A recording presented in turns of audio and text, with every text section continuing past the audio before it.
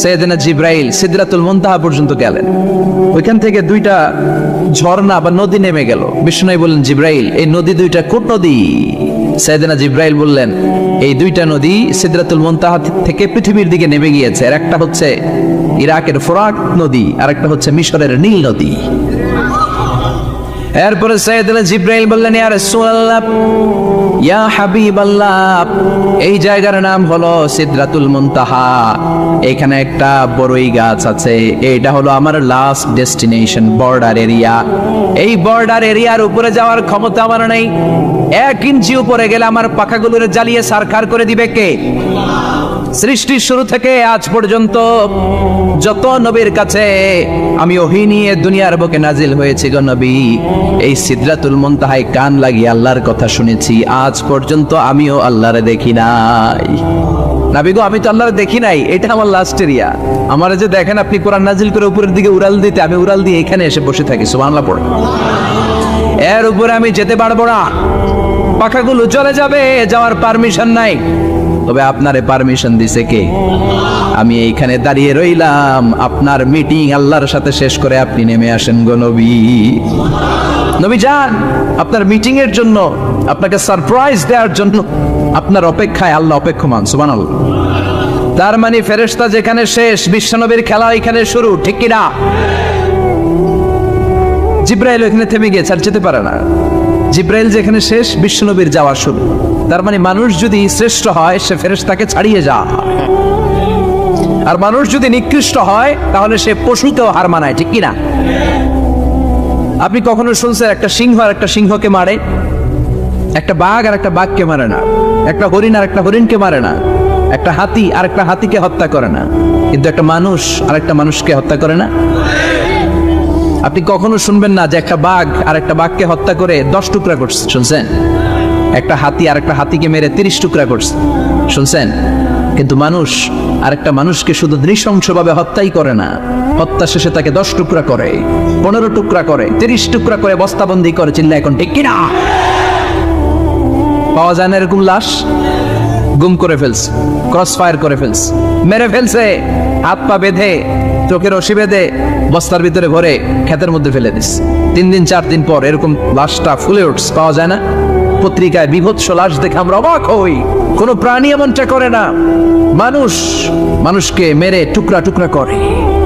একটা ছাগল বনের সব ছাগলগুলোরে মেরে ফেলতে চায় না, একটা হাতি ওই জঙ্গল থেকে সব হাতিগুলোকে শেষ করে দিতে চায় না, কিন্তু মানুষ আগুন জ্বালিয়ে জনপদের পর জনপদ ছারকার করে দেয়, গুলি মেরে এলাকার পর এলাকা ঝাঁঝরা করে দেয়। দ্বিতীয় বিশ্বযুদ্ধের সময় আমেরিকা জাপানের 2টা সিটিতে 2টা বোমা মেরেছে, হিরোশিমা নাগাসাকি। হিরোশিমাতে মেরেছে লিটল বয়, নাগাসাকি শহরে ফেলেছে ফ্যাটম্যান। যে পাইলটগুলো বোমা মারতেছে নিচে, ওই পাইলটগুলো মানুষ না? মানুষ। আর যাদেরকে মারার জন্য মারতেছে তারাও কি মানুষ। মানুষ এতটাই নিকৃষ্ট হতে পারে, সে তার জনপদের সবাইকে সারখার করে দেয়, তার গোষ্ঠীর সবাইকে মেরে ফেলতে কুণ্ঠাবোধ করে না। চিল্লা এখন ঠিক কিনা? এজন্য আল্লাহ ডেকে বললেন, লাহুম কুলুবুল লা ইয়াফকাহুনা বিহা ওয়া লাহুম আ'য়ুনুল লা ইউবসিরুনা বিহা ওয়া লাহুম আযানুল লা ইয়াসমাউনা বিহা উলাইকা কাল আনআমি বাল হুম আদাল উলাইকা হুমুল গাফিলুন। আল্লাহ বললেন, ওদের চোখ আছে, ওরা চোখ দিয়ে দেখে না। হৃদয় আছে, হৃদয় দিয়ে তার ভাইয়ের জন্য তার মায়া লাগে না। কান দিয়ে আকুতি চিৎকার এই কথাগুলো শুনতে পায় না। উলাইকা কাল আনআম, দেখতে এদের হাত আছে, পা আছে, চোখ আছে, দেখতে মানুষের মতো, আসলে এগুলো মানুষ না, এগুলো পশু। বাল হুম আদাল, পশুর চেয়েও খারাপ, ঠিক কি না? এগুলো শুধু পশুই না, এগুলো পশুর চেয়েও খারাপ। এই কোরআন যদি আপনি পড়েন, আপনার এই পশুত্বের মনোভাবটা দূর হয়ে যাবে, আপনি মানুষের মতো মানুষ হতে পারবেন, ঠিক কিনা? এজন্য আল্লাহ মানুষের নামে একটা সূরা দিলেন, সূরার নাম আল ইনসান। সূরার নাম সবাই বলেন আর জোরে। ইনসান মানে কি? আর জোরে কোন? আমরা সবাই কি মানুষ। মানুষ নিয়ে মানুষের মধ্যেও কৌতূহলের শেষ নাই। বিজ্ঞানীদের মতে মানুষ হচ্ছে হোমো স্যাপিয়েন্স গ্রুপের একটা প্রজাতি, যার বিবেক আছে, বাক শক্তি আছে, বুদ্ধি আছে, চেতনা আছে, উপলব্ধি করার মতো ক্ষমতা আছে। চিল্লা এখন ঠিক কিনা? মানুষের আসল রূপটা কি, মানুষ আসলে কেমন, এ নিয়ে মানুষেরই গবেষণার শেষ নাই। আপনারা একজন জার্মানি দার্শনিক আছে কার্ল মার্কস, নাম শুনে থাকবেন, শুনছেন না? উনি অনেক গবেষণা করে পাইলেন মানুষ হচ্ছে পেট সর্বস্ব জীব, মানে মানুষের পেট ঠান্ডা তো দুনিয়া ঠান্ডা। উনি গবেষণা করে পাইছে মানুষের পেট ঠিক তো সব ঠিক। উনার পরে আরেক দার্শনিক আসলো, ওনার নাম হচ্ছে ভ্লাদিমির লেনিন, ওনার বাড়ি হচ্ছে রাশিয়া, উনি রাশিয়ান স্কলার ফিলোসোফার। উনি এসে বললেন না, মানুষের পেট সমস্যা বড় সমস্যা নয়, মানুষের আসল সমস্যা হচ্ছে যৌন সমস্যা, সেক্স সমস্যা। মানুষের সেক্স ঠান্ডা তো সব ঠান্ডা। চার্লস ডারউইন ইংল্যান্ডের আরেক দার্শনিক, উনি এসে বললেন তারা দুজন যা বলছে সব ভুল বলছে, মানুষের পেটের সমস্যা আসল সমস্যা না, মানুষের সেক্স সমস্যাও আসল সমস্যা না। আসলে মানুষ মানুষই না, মানুষ হলো বান্দর। মানুষ কি? বানর থেকে সময়ের বিবর্তনে, কালের বিবর্তনে বানরগুলো মানুষ হয়ে গিয়েছে। মাথার তার যদি একটু ঢিলা হয়, যা হয়, তাহলে একদল বলে মানুষের পেটের সমস্যা বড় সমস্যা, আরেক বুদ্ধিজীবীরা বলে মানুষের খাদ্যের সমস্যা বড় সমস্যা, কেউ বলে যৌন সমস্যা বড় সমস্যা, আরেক আবাল বলে মানুষ মানুষ না, মানুষ হলো বান্দর। আল্লাহ বলে একটাও ঠিক কইতে পারে নাই, ঠিক কি না? আল্লাহ বলে মানুষ তাদের পেটের সমস্যা বড় সমস্যা নয়, মানুষের যৌন সমস্যা বড় সমস্যা নয়, কশিনকালেও মানুষ বানর নয়, মানুষকে আমি আল্লাহ নিজ তত্ত্বাবধানে তৈরি করেছি। মানুষ হলো আশরাফুল মাখলুকাত। মানুষ কি? আশরাফুল মাখলুকাত, গোটা সৃষ্টিকুলের মধ্যে সেরা। এজন্য নূরের ফেরেশতাও মানুষকে সেজদা দিতে বাধ্য হয়েছে। চিল্লা এখন ঠিক কি না? তুমি মাটির আদমকে প্রথম সৃষ্টি করিয়া ঘোষণা করিয়া দিলে শ্রেষ্ঠ বলিয়া, তাই তো নূরের ফেরেশতা করে আদমকে সেজদা, ঠিক কি না? তাই তো নূরের ফেরেশতা করে আদমকে সেজদা, সবার চেয়ে সম্মান দিলে মাটির আদমকে। পড়েন আল্লাহু আল্লাহু তুমি জাল্লে জালালুহু, শেষ করা তো যায় না গে তোমার গুণগান। আল্লাহু আল্লাহু সুবহানাল্লাহ পড়েন। আল্লাহ বলেন পেটের সমস্যা সমস্যা, কিন্তু আসল সমস্যা না। মানুষের যৌন সমস্যা বড় সমস্যা, কিন্তু আসল সমস্যা না। মানুষ বানর নামের প্রজাতির ভেতর দিয়ে মানুষ হয় নাই, মানুষকে আমি নিজে তৈরি করেছি, মানুষকে আমি আশরাফুল মাখলুকাত বানিয়েছি। সুবহানাল্লাহ। বুখারীর বর্ণনা, লাম্মা খালাকাল্লাহু আদম ওয়া কানা তুলুহু 60 যিরাআন, আল্লাহ যখন সাইয়েদনা আদমকে তৈরি করলেন 60 হাত লম্বা করে তৈরি করলেন। কয় হাত? আপনি কয় হাত?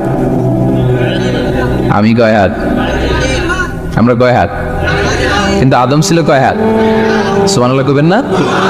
আপনারা যখন জান্নাতে প্রবেশ করবেন, বুখারীর ওই বর্ণনাতে এসেছে মানুষরা যখন জান্নাতে প্রবেশ করবে প্রতিটা মানুষ 60 হাত লম্বা হয়ে প্রবেশ করবে।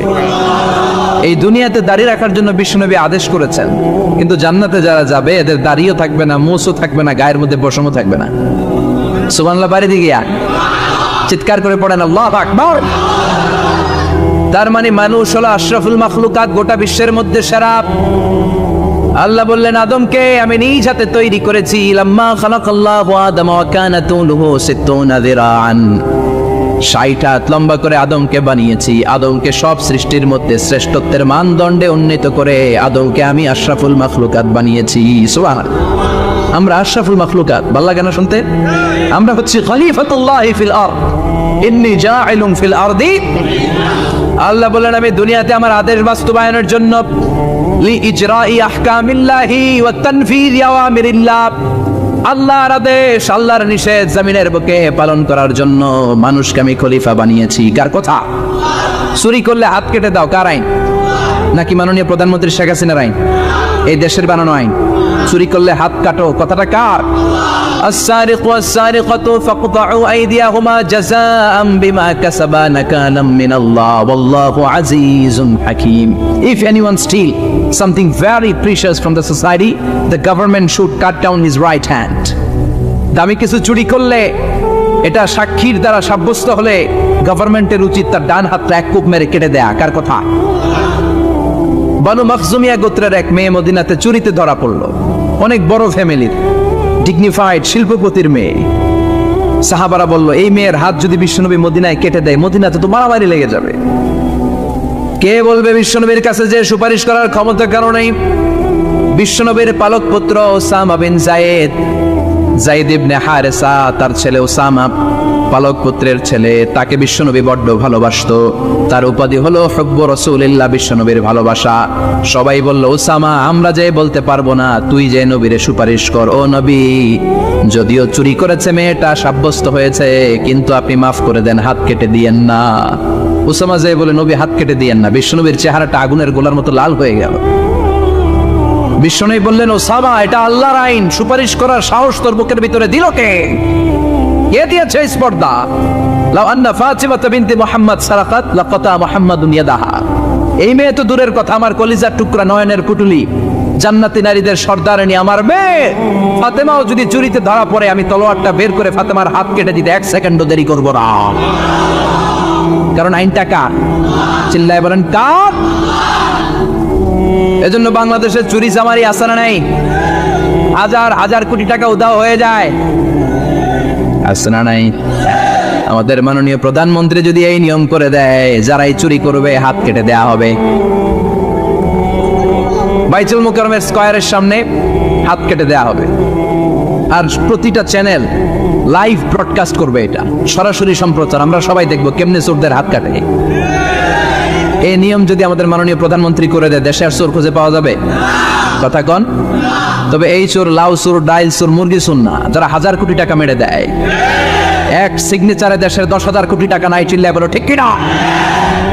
এই চোরদের বিচার যদি করা যেত, তাহলে এই দেশে আর দুর্নীতি থাকতো না।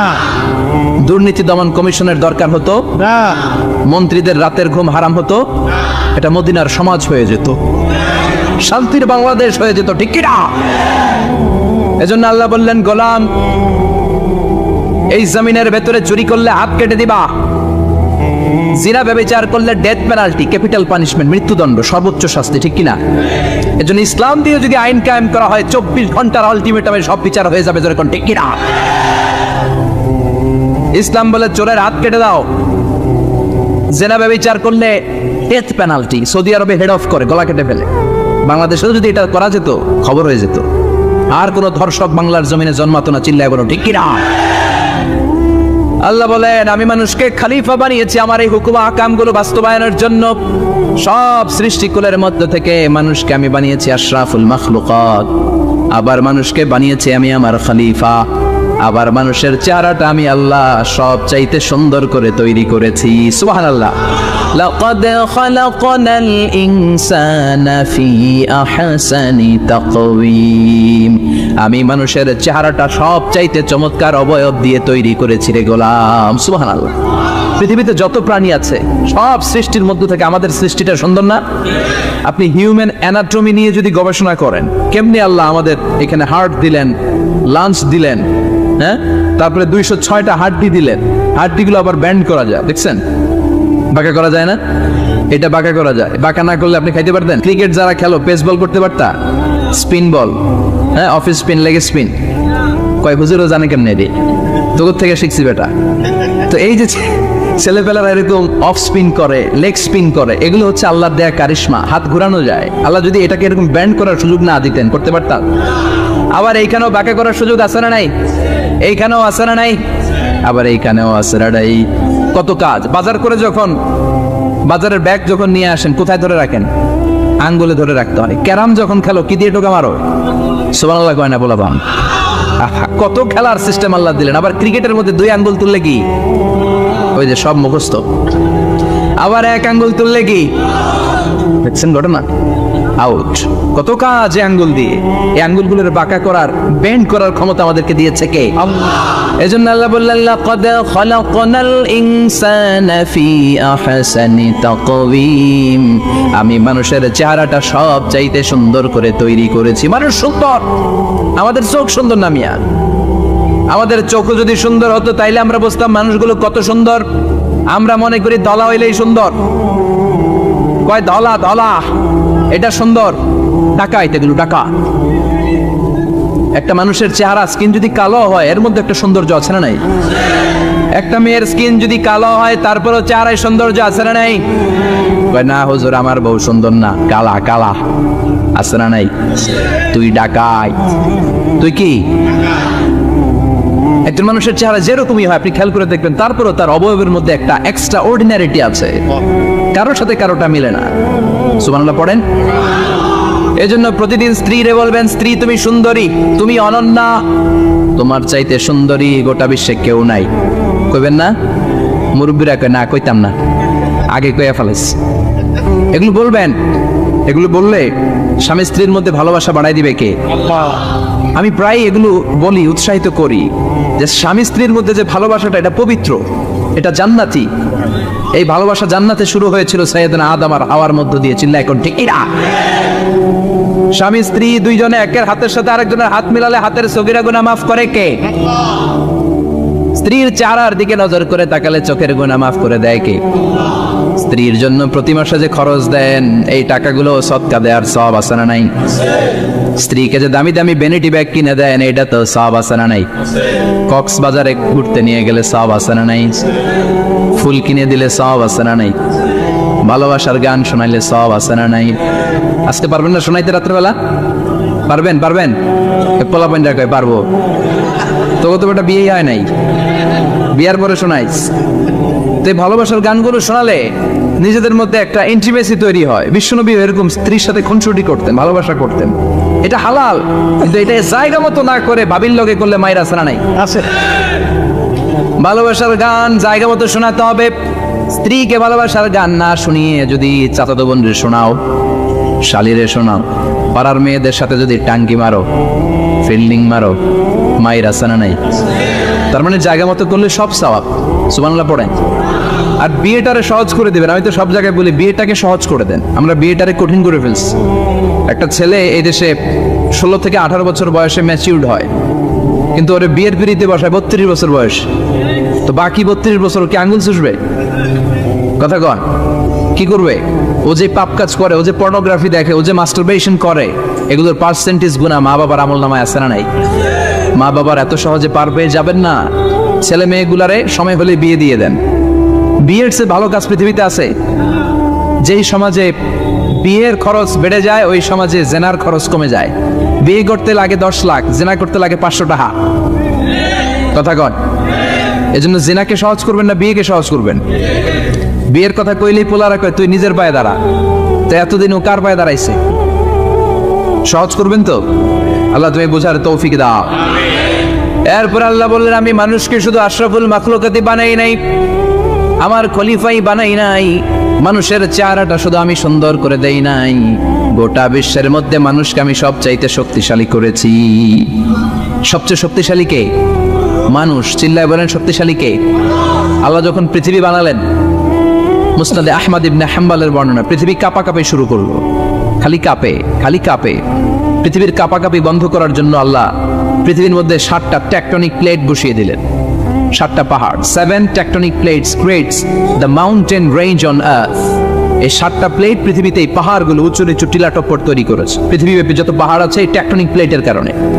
ওয়াজআলনাল জিবালা আওতাদা, পৃথিবী কাঁপতে শুরু করলো সৃষ্টির পর। পৃথিবীর কাঁপাকাঁপি বন্ধ করে দেওয়ার জন্য আল্লাহ পৃথিবীর ভেতরে পাহাড় ঢুকিয়ে দিলেন। পাহাড় পেরেকের মতো গেড়ে দেওয়ার পরে পৃথিবীর কাঁপাকাঁপি বন্ধ হয়ে যায়। সুবহানাল্লাহ। ফেরেশতারা অবাক হয়ে বলে মাবুদ পৃথিবীর কাঁপাকাঁপি বন্ধ হলো কেমনে? আল্লাহ বললেন ও ফেরেশতারা, পৃথিবীর মধ্যে আমি পাহাড়কে গেড়ে দিয়েছি। পাহাড় গেড়ে দেওয়ার কারণে পৃথিবীর কাঁপাকাঁপি বন্ধ হয়ে গেছে। ফেরেশতারা বললেন তাই নাকি? পাহাড়ের এত বড় শক্তি। ইয়া রাব হাল মিন খালকিকা আশাদ্দা মিনাল জিবাল, আপনার এই সৃষ্টিকুলের মধ্য থেকে পাহাড়ের চাইতে বেশি শক্তিশালী কিছু আছে নাকি? আল্লাহ বললেন হ্যাঁ আছে। পাহাড়ের চাইতে শক্তিশালী হচ্ছে আল হাদিদ, মানে লোহা। পাহাড়ের চেয়ে শক্তিশালী কি? এই লোহার নামে কোরআনে সূরা আছে না নাই? সূরার নাম কি? কথা বলেন। وأنزلنا الحديد فيه بأس شديد। الله আমি আকাশ থেকে জমিনের মধ্যে হাদিদ মানে লোহা পাঠিয়েছি, লোহার মধ্যে আছে প্রচন্ড শক্তি। ওয়া মানাফিউ লিন-নাস, লোহার মধ্যে আছে মানুষের জন্য উপকার। পৃথিবীতে এমন কোনো জিনিস নাই যে এই জায়গায় লোহা নাই, ঠিক কি না? বিমান বানাতে লোহার দরকার আছে না নাই? গড়ি বানাতে দরকার আছে না নাই? আংটি বানাতে দরকার আছে না নাই? গাড়ি বানাতে, বাড়ি বানাতে, সব বানাতে কি লাগে? লোহা। আল্লাহ বললেন লোহা সবচেয়ে শক্তিশালী, এটা পাহাড়ের চেয়েও শক্তিশালী, কারণ লোহা পাহাড়ের মধ্যেও ঢুকায় দেওয়া যায়, ঠিক কি না? ফেরেশতারা বললেন আল্লাহ হাল মিন খালকিকা আশাদ মিনাল হাদিদ, আপনার এই সৃষ্টিকুলের মধ্যে থেকে লোহার চাইতেও কি শক্তিশালী কিছু আছে? আল্লাহ বললেন নাআম আছে, লোহার চাইতে শক্তিশালী হলো আন্নার মানে আগুন। আগুনের স্পর্শ পেলে লোহা গলে যায়, ঠিক কি না? আগুন জ্বালিয়ে দিলে লোহা অস্তিত্ব হারিয়ে ফেলে, লোহা গলে যায়। ফেরেশতারা বলল আল্লাহ হাল মিন খালকিকা আশাদ্দা মিনান নার, আপনার সৃষ্টির মধ্য থেকে আগুনের চাইতেও শক্তিশালী কিছু আছে নাকি? আল্লাহ কয় আছে, সেটা কি? কথা কন। মিঠা নদীর পাহানি আল্লাহ তোমার মেহেরবানি, সুন্দর ফুল সুন্দর ফল, মিঠা নদীর পাহানি আল্লাহ তোমার মেহেরবানি।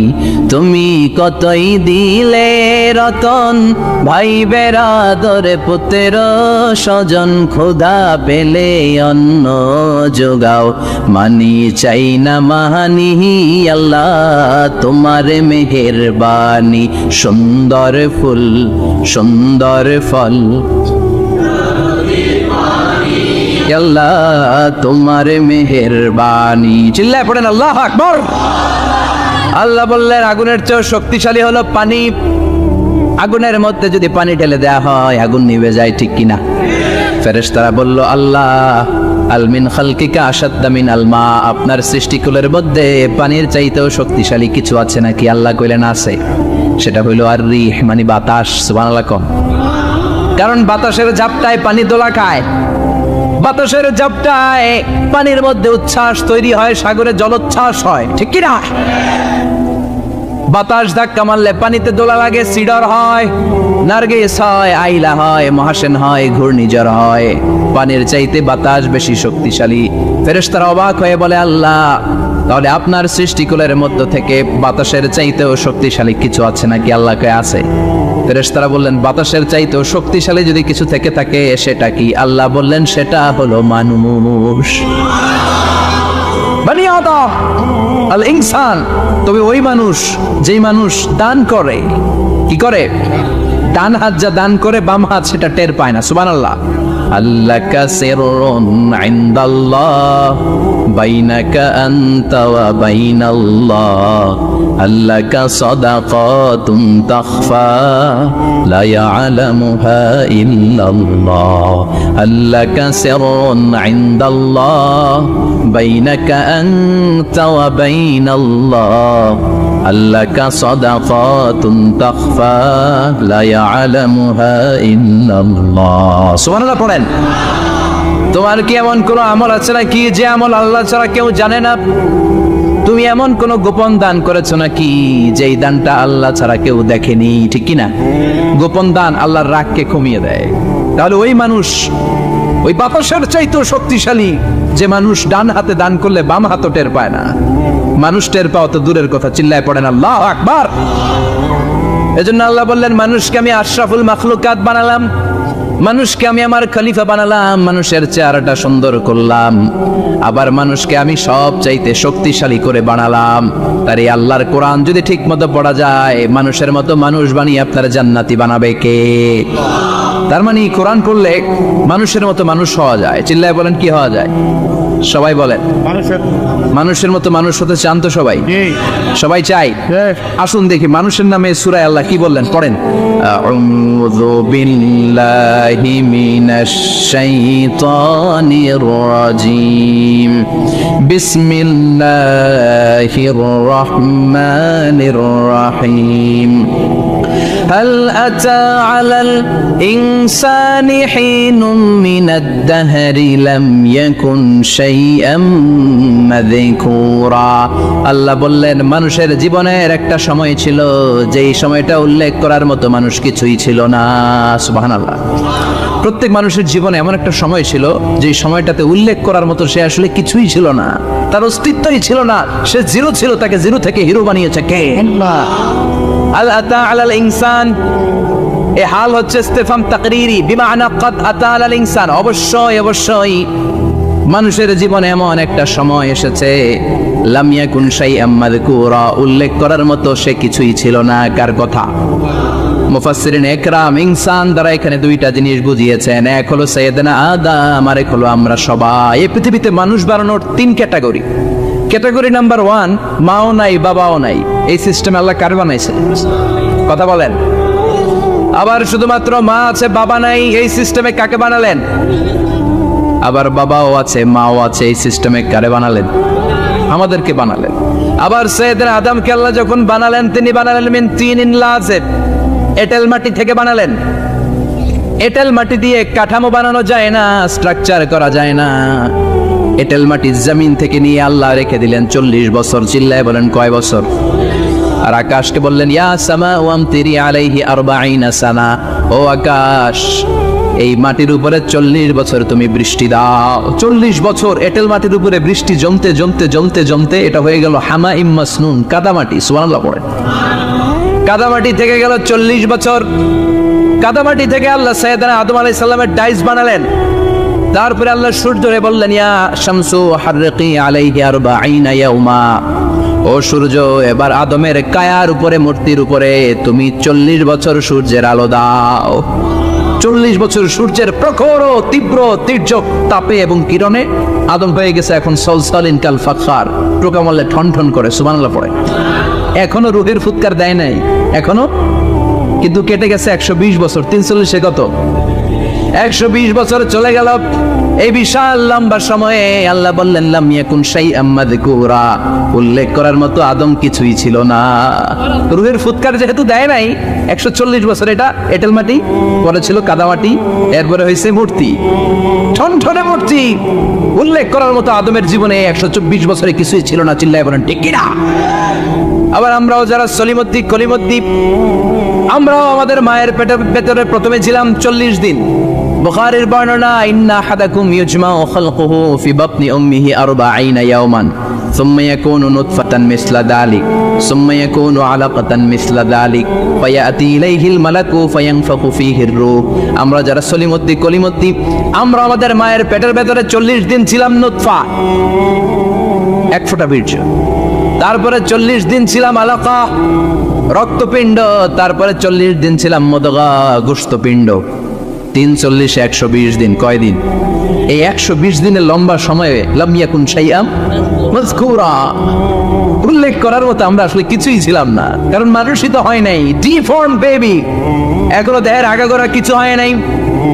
120 দিন পর ফেরেশতা এসে আমার দেহের মধ্যে ফুৎকার দিয়ে যায়, তখন আমার হার্ট পার্টিশন চালু হয়ে যায়, আমার হার্টবিট চালু হয়, সিস্টোলিক ডায়াস্টোলিক, এই যে ধপ ধপ ধপ, এই প্রেসারটা ছাড়া মানুষ বাঁচে?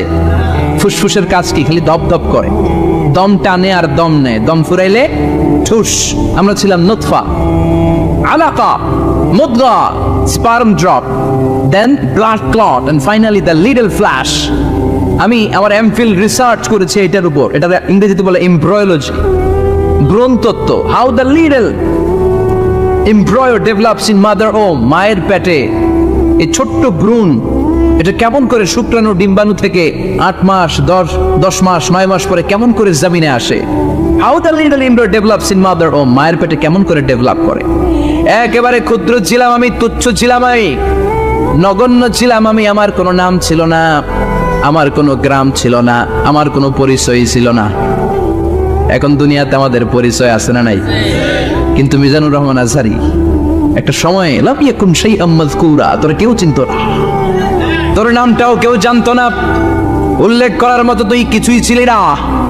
এটা দিয়ে আল্লাহ বুঝাতে চাইলেন তোর কিছুই ছিল না, জিরো থেকে আমি হিরো বানালাম। ক্ষমতার দাপট দেখাবি না, ক্ষমতার অহংকার দেখাবি না, টাকা পয়সার গরম দেখাবি না।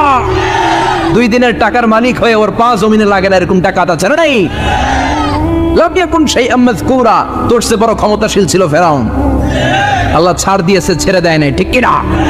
নমরুদরে ছাড় দিয়েছে, ছেড়ে দেয় নাই, ঠিক কিনা? আবু জাহেলকে ছাড় দিয়েছে, ছেড়ে দেয় নাই, ঠিক কিনা? এখনো যারা গদ্দারি করে, ইসলামের বিপক্ষে কথা বলে, ইসলামকে জমিনের ভিতর গেড়ে দিতে চায়, দেখা যায় আল্লাহ ওদেরকে ছাড় দেয় কিন্তু ছেড়ে দেবে না। চিল্লায় কও ঠিক কিনা? পৃথিবীতে কেউ তো স্থায়ী হয় না, হোক না সে ফেরাউন কিবা নামরুদ। কেউ ভাবে চিরদিন রয় না, কেউ ভাবে চিরকাল রয় না। কেউ থাকতে আসে নাই, এত বড় বড় দাপটওয়ালারা সব শেষ। আমি তো প্রায় জায়গায় বলি, আমি ফেরাউনের লাশটা নিজে দেখে এসেছি, যেহেতু আমি আল আজহার ইউনিভার্সিটির স্টুডেন্ট। 200 পাউন্ড লাগে দেখতে, আমি দেখছি ফ্রি।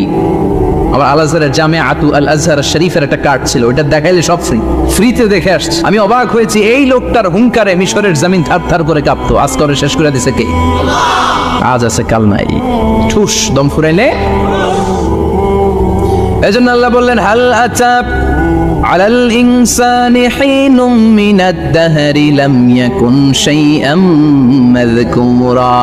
মানুষের জীবনে এমন একটা সময় ছিল, উল্লেখ করার মতো সে কিছুই ছিল না। আমরা যে কত ক্ষুদ্র ছিলাম আপনি কল্পনা করতে পারবেন না। فلينظر الإنسان مما خلق من ماء دافق يخرج من بين الصلب والترائب। বাবার পৃষ্ঠদেশ থেকে, মায়ের বক্ষদেশ থেকে দুইটা মিলিত হয়ে মায়ের জরায়ুর ভেতরে তোরে সেট করলো কে? আমরা ছিলাম শুক্রাণু। শুক্র ছিলেন স্পার্ম, শুক্রও ছিলাম না আমরা, শুক্রাণু মানে শুক্রের অণু। ডিম্বও আমরা ছিলাম না, আমরা ছিলাম ডিম্বাণু মানে ডিম্বের, আরবিতে বলে আল বুয়াইদা আল উনসাউইয়া। এক ফোঁটা বীর্যের ভেতরে, এক ফোঁটা শুক্রের ভেতরে 20 কোটি অণু থাকা লাগে। ওই 20 কোটির একটা ছিলাম আমি, 20 কোটির একটা ছিলেন আপনি। উল্লেখ করার মতো আমি কিছুই ছিলাম না, আমরা কিছুই ছিলাম না। চিল্লা এখন ঠিক কিনা? আল্লাহ বললেন লাম ইয়াকুন শাইআম মাযকুরা, কিছুই ছিল না। স্পার্ম ড্রপ আর ওভাম দুইটাকে মিলিয়ে আমি আল্লাহ করে ফেললাম জাইগোট। সেইটারে আমি বানালাম এমব্রয়ো, ভ্রূণ, ব্যাঙ্গাচির মতো। বর্ষাকালে বৃষ্টির পরে দেখবেন ব্যাঙ্গের বাচ্চাগুলো খালি ছোটাছুটি করে, তাই না?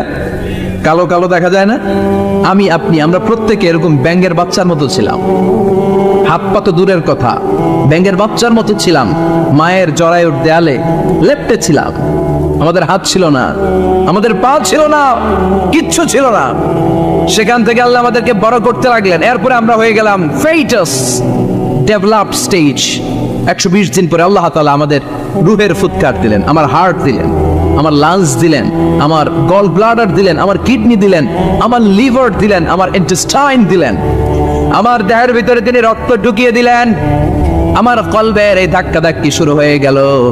আল্লাহ বললেন এই কলবটা সব চাইতে দামি অঙ্গ, কলবের মধ্যে জিকির করতে হবে কার? লা ইলাহা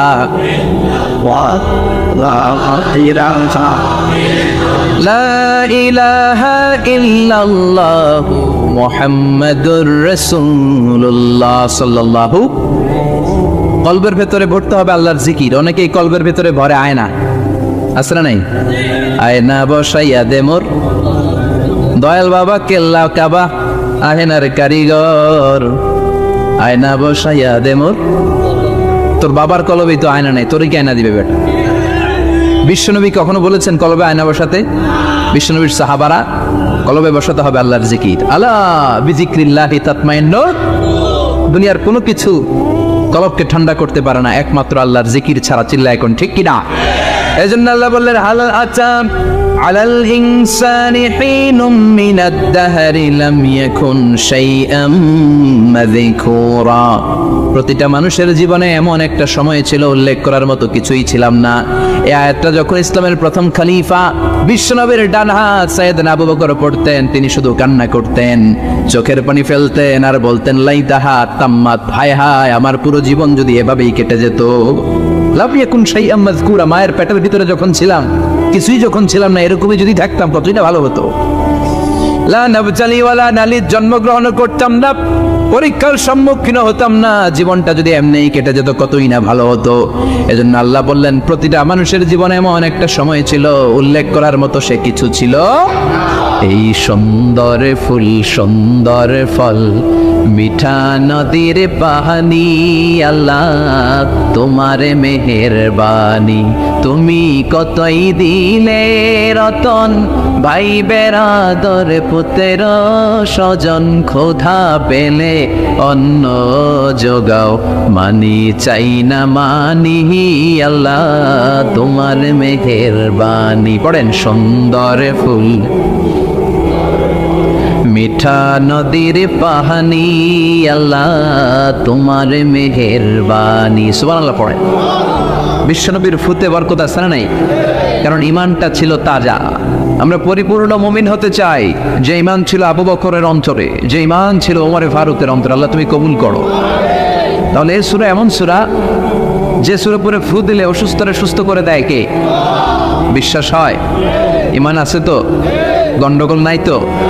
ফু দিলে সুস্থ হয়ে যাবে। সূরাতুশ শিফা। নিজেই নিজেকে রুকিয়া করবেন, তাবিজ ঝুলাবেন না। তাবিজ ঝুলাতে বিশ্বনবী নিষেধ করেছেন। যে তাবিজ ঝুলায় আল্লাহ তাআলা ওই তাবিজের উপর তাকে ন্যস্ত করে দেয় আর বলে আমার রহমত তোর থেকে তুলে নিলাম, দেখি তোরে কে বাঁচায়। এজন্য আজ থেকে তাবিজ যা আছে ছিঁড়ে ফেলবেন। তবে কিছু কিছু স্কলাররা বলেছে ছোট বাচ্চা যারা নিজেরা এখন আয়াতুল কুরসি পড়ে সূরা ফাতিহা পড়ে নিজেদেরকে ফু দিতে পারে না, মা বাবা কতক্ষণ ফু দিবে?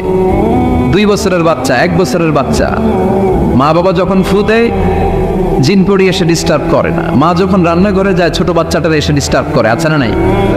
তো এই ছোট বাচ্চা নিজে সূরা ফাতিহা পড়ে ফু দেওয়ার আগ পর্যন্ত, নিজে আয়াতুল কুরসি শিখে নিজেকে ঝাড়ফুঁক শিখার আগ পর্যন্ত ওই বাচ্চাদেরকে ফর দ্য সার্টেন পিরিয়ড, ক্ষণিক সময়ের জন্য তাবিজ দেয়া যাবে।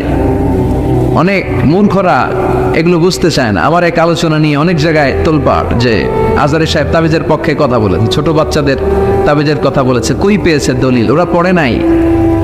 জান্নেওয়ালার উপরও জান্নেওয়ালা আছে, খেয়াল রাখতে হবে। আবু নওয়াসের কবিতা ওয়াকুল্লি মাইয়াদ্দাঈ ফিল ইলমি ফালসাফাতান হাবাসতা শাইআন ওয়া গাবাত আনকা আশিয়াউ। তোমার সামনে কেউ যদি দাঁড়িয়ে বলে আমি সব জানি, তুমি বৃদ্ধাঙ্গুলি দেখিয়ে বলো তুমি কিচ্ছু জানো না, তোমার জানার অনেক বাকি। জান্নেওয়ালার উপরও জান্নেওয়ালা আছে। এজন্য স্কলাররা ছোট বাচ্চা যারা নিজেরা রুকিয়া করতে পারে না, মা বাবা রুকিয়া করে ফু দিলে ভালো। মা বাবা চলে গেলে ভূত পেত নিয়ে এসে আসর করে, আসে না নাই?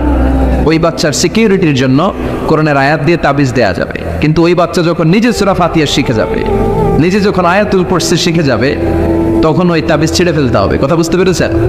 আল্লাহ সহি সমঝ দান করো। তো তাবিজ যারা পড়েন ছিঁড়ে ফেলবেন আজকে, রাজি আছেন তো? ছিঁড়ে কি করবেন? সূরা ফাতিহা পড়বেন, পড়ে ঝাড়ফুঁক চলবে আজকে থেকে। ঝাড়ফুঁক করা সুন্নাহ। আর তাবিজ দেওয়া হচ্ছে বিদআহ, যেটা বিশ্বনবী শেখায় নাই, সাহাবারা শিখায় নাই, ওইটাতে আমরা যাব না। ঝাড়ফুঁক করবেন। আয়াতুল কুরসি বললে জিনভূত আসতে পারে? কথা বলেন। সূরা ফাতিহা পড়লে আর অসুস্থতা থাকতে পারে? বিশ্বনবীর সাহাবারা একবার সফরে বেরোলেন। সফরে বেরিয়ে হঠাৎ দেখলেন মরুভূমির মাঝখানে কিছু লোক জটলা পাকিয়ে রেখেছে, একটা লোক শুয়ে আছে। আবু সাঈদ আল খুদরি ছিলেন ওই সফরের লিডার। বললেন কি হয়েছে? তারা বলল আমাদের নেতাকে সাপে কামড় দিয়েছে, আরেক বর্ণনায় বিচ্ছু কামড় দিয়েছে, বিষের ব্যথায় আমাদের নেতা মারা যাবে। তারা নানা ধরনের বৈদ্যরাজ কবিরাজদেরকে এনে মন্ত্র পড়াচ্ছিল, সবাই মন্ত্র পড়ছিল। যে এগুলো পড়ে ফুদিলে কি ভালো হয়? কথা কন, আরো রোগ বাড়ে, ঠিক কিনা? বাচ্চার হাতে 2টা, গলায় 3টা, কোমরে 4টা, এগুলোর ওজনেই তো বাচ্চা অসুস্থ হয়ে যাবে। কথা বুঝতে পেরেছেন? আবার কোমরে লাগায়, এটারে কি বলে? কাইতন। কি কয়? তাগা। চাচাই বলতেছে তাগা। টাকা টাকা লাগাবেন না। সূরা ফাতিহা পড়ে আজকে থেকে ফু দিতে হবে। আমার মাইকের আওয়াজ নিশ্চয়ই শহরের অনেক দূর যাচ্ছে। মায়েরা বোনেরা শুনে রাখবেন, অসুস্থ আপনি সূরা ফাতিহা পড়ে ফু দেন। বিশ্বনবী রাতের বেলায় বিছানায় যাওয়ার আগে সকাল সন্ধ্যা 3 কুল পড়ে হাতে ফু দিতেন। এরকম 2 হাতটা একসাথে করে এখানে ফু দিয়ে মাথা থেকে শুরু করে মেসেজ করতেন পা পর্যন্ত, দেহের যতটুকু জায়গায় যায়। সূরাতুল ইখলাস, সূরাতুল ফালাক, সূরাতুন নাস, এই 3টা সূরাকে একসাথে বলে কুল আস-সালাসা, মানে 3 কুল। কি বলে? তারপর হাতের রেখাতে অনেকে ভাগ্য বলতে চায়, এটা ভুয়া কথা। এই হাতের রেখায় কোনো ভাগ্য থাকে না। আপনারা শুনলেই কিছু মানবেন না, আপনারা কোরআন হাদিস দিয়ে যাচাই করবেন, দলিল খুঁজবেন। কি খুঁজবেন? দলিল। 13 কাটার একটা জায়গা কুমিল্লা শহরে কিনবে, এটার দলিলটা ঠিক আছে কিনা দেখার জন্য পাগল হয়ে যাবে। নিজে বুঝে না, আরেকজনের কাছে যায় যে পাক্কা বুঝে, দেখেন দলিলটা ঠিক আছে কিনা। তো 13 কাটা জায়গার দলিল ঠিক আছে কিনা পাগল হয়ে গেল। যেই জান্নাতের দাম গোটা দুনিয়াটারে 10,000 বার বিক্রি করলেও জান্নাতের একটা চেয়ারের দাম হবে না, ঠিক কিনা? তো ওই জান্নাত আপনি পাবেন যেই আমল করে, ওই আমলের দলিল লাগবে না? কথা বলেন। তবে বিনয়ের সাথে, কারো কাছে যখন দলিল চাবেন বিনয়ের সাথে আগে বুঝে নিবেন কার সাথে কথা বলতেছেন। You have to know who you are talking with, you don't know who you are dealing with. অনেকে জানে না কার সাথে কেমন করে কথা বলতে হয়। এজন্য আমি বলি যে জাননেওয়ালার উপরও জাননেওয়ালা আছে, তোমার অনেক পড়তে হবে, অনেক জানতে হবে, তাহলে তুমি সব বুঝবা, ঠিক কিনা? তো আমরা ঝাড়ফুঁক করবো। আবু সাইদ খুদরি বলল, আমার কাছে এমন জিনিস আছে, এটা দিয়ে ফু দিলে ভালো করে দেয় কে? সবাই বলল তাহলে আমাদের নেতাকে ভালো করো। আবু সাইদ খুদরি বলল তাহলে আমার ছাগল দিতে হবে, 1 পাল ছাগল। ওরা রাজি হল, সবাইকে সরিয়ে উনি বসলেন। এই জীবনে প্রথম উনি রুকিয়া করেছেন। সূরা ফাতিহা পড়ে একবার ফু দিলেন, চোখ বন্ধ ছিল, সর্দারের চোখ খুলে ফেলেছে। আবার ফু দিলেন, এবার বসে গেছে, আবার ফু, হাঁটতে শুরু করছে, পুরা সুস্থ। সুবহানাল্লাহ পড়েন। 1 পাল ছাগল পেলেন, প্রতিমধ্যে একটা ছাগল জবাই করেও খেলেন। এরপর বিশ্বনবীর কাছে এসে মাসালাটা রিচেক করে নিলেন। বিতরের সালাত কয় রাকাত? অনেক মন্তব্য আছে, অনেক মতামত আছে। আপনি 5 জন স্কলারের কথা শোনেন, মোটামুটি একটা আন্দাজ পেয়ে যাবেন যে এটাই হয়তো হকের কাছাকাছি। গোড়ামি করা যাবে? ইসলামে গোড়ামি নাই। ইসলামের সৌন্দর্য হচ্ছে আত-তাইসির, simplicity is the beauty of Islam. সহজীকরণ হচ্ছে ইসলামের সৌন্দর্য। বিশ্বনবীকে যে কোনো অপশন দিলে সবচেয়ে সহজ অপশনটা নিতেন। সুবহানাল্লাহ পড়ে। বিশ্বনবীর কাছে এসে বললেন, ইয়া রাসূলুল্লাহ, সূরা ফাতিহা দিয়ে ঝাড়ফুঁক করে এক বর্ণনায় 100টা, আরেক বর্ণনায় 30টা ছাগল আমরা পেয়েছি। প্রতিমধ্যে একটা ছাগল জবাই করে আমরা খেয়েছি। এই যে কোরআন দিয়ে ফু দিয়ে আমরা ছাগল আনলাম, খাইলাম, এই ছাগল নেওয়াটা জায়েজ হয়েছে কিনা বলেন? মাসালা ক্রস চেক করতে আসছে, ডাবল চেক, দেখে বিশ্বনবী কি বলে। বিশ্বনবী বলেন জায়েজ হয়েছে মানে কোরআনের দাম বাড়ায় দিয়ে আসছিস বেটা। আল্লাহু আকবার। কোরআনের দাম তোমরা বাড়িয়ে দিয়ে এসেছো। 30টা বা 100টা ছাগল যাই পাইছো তোমরা, ভাগ বটোয়ার পরে 2-1টা থাকলে আমারও দিও। তো এটাকে বলে সূরাতুশ শিফা। কোরআনের ভিতরে শিফা দিয়েছে কে? ওয়া নুনাজ্জিলু মিনাল কুরআনি মা হুয়া শিফাউ ওয়া রাহমাতুল লিল মুমিনিন ওয়া লা ইয়াজিদুল যালিমিনা ইল্লা খাসারা। এই কোরআনের মধ্যে আমি শিফা দিয়েছি, রহমত দিয়েছি, বরকত দিয়েছি। মুমিনদের জন্য কোরআনকে শিফা বানিয়েছে কে? নিজেরাও দিবেন। সবসময় যে হুজুরের কাছ থেকে নিতে হবে তা না, আব্বা আম্মার কাছ থেকে নিবেন। আব্বার কাছ থেকে নিলে এটা সবচেয়ে দামি ফু, ঠিক কিনা? এই জন্য আব্বা আম্মার কাছ থেকে দোয়া চাইতে হবে। 2 গ্লাসে পানি। পৃথিবীর সবগুলো পীর সাহেবরে বললাম, হুজুর এই গ্লাসে একটু ফু দেন। হুজুর আমার ফু দিয়ে দিল। আমার আব্বা উনি আরেক গ্লাসের পানির মধ্যে ফু দিয়ে দিল। মুহূর্তের মধ্যে আমার আব্বার ফুটা কাজে লেগে যাবে। গোটা পৃথিবীর পীর সাহেব একদিকে, বাবা মার দোয়া আর ফু আরেক দিকে, ঠিক কিনা? রব্বুল আলামিন বলেন, ওয়ালাকাদ আতাইনাকা সাবআম মিনাল মাসানি ওয়াল কুরআনাল আযীম। ও নবী, আমি আপনাকে নিত্য পাঠনীয় 7টা বাক্য দান করেছি, সাথে সাথে কোরআনে আযীম দান করেছি। সুবহানাল্লাহ। নিত্য পাঠনীয় 7টা বাক্য। এমন 7টা বাক্য এই সূরাতুল ফাতিহা, যে 7টা বাক্য সব সময় পড়তে হয়।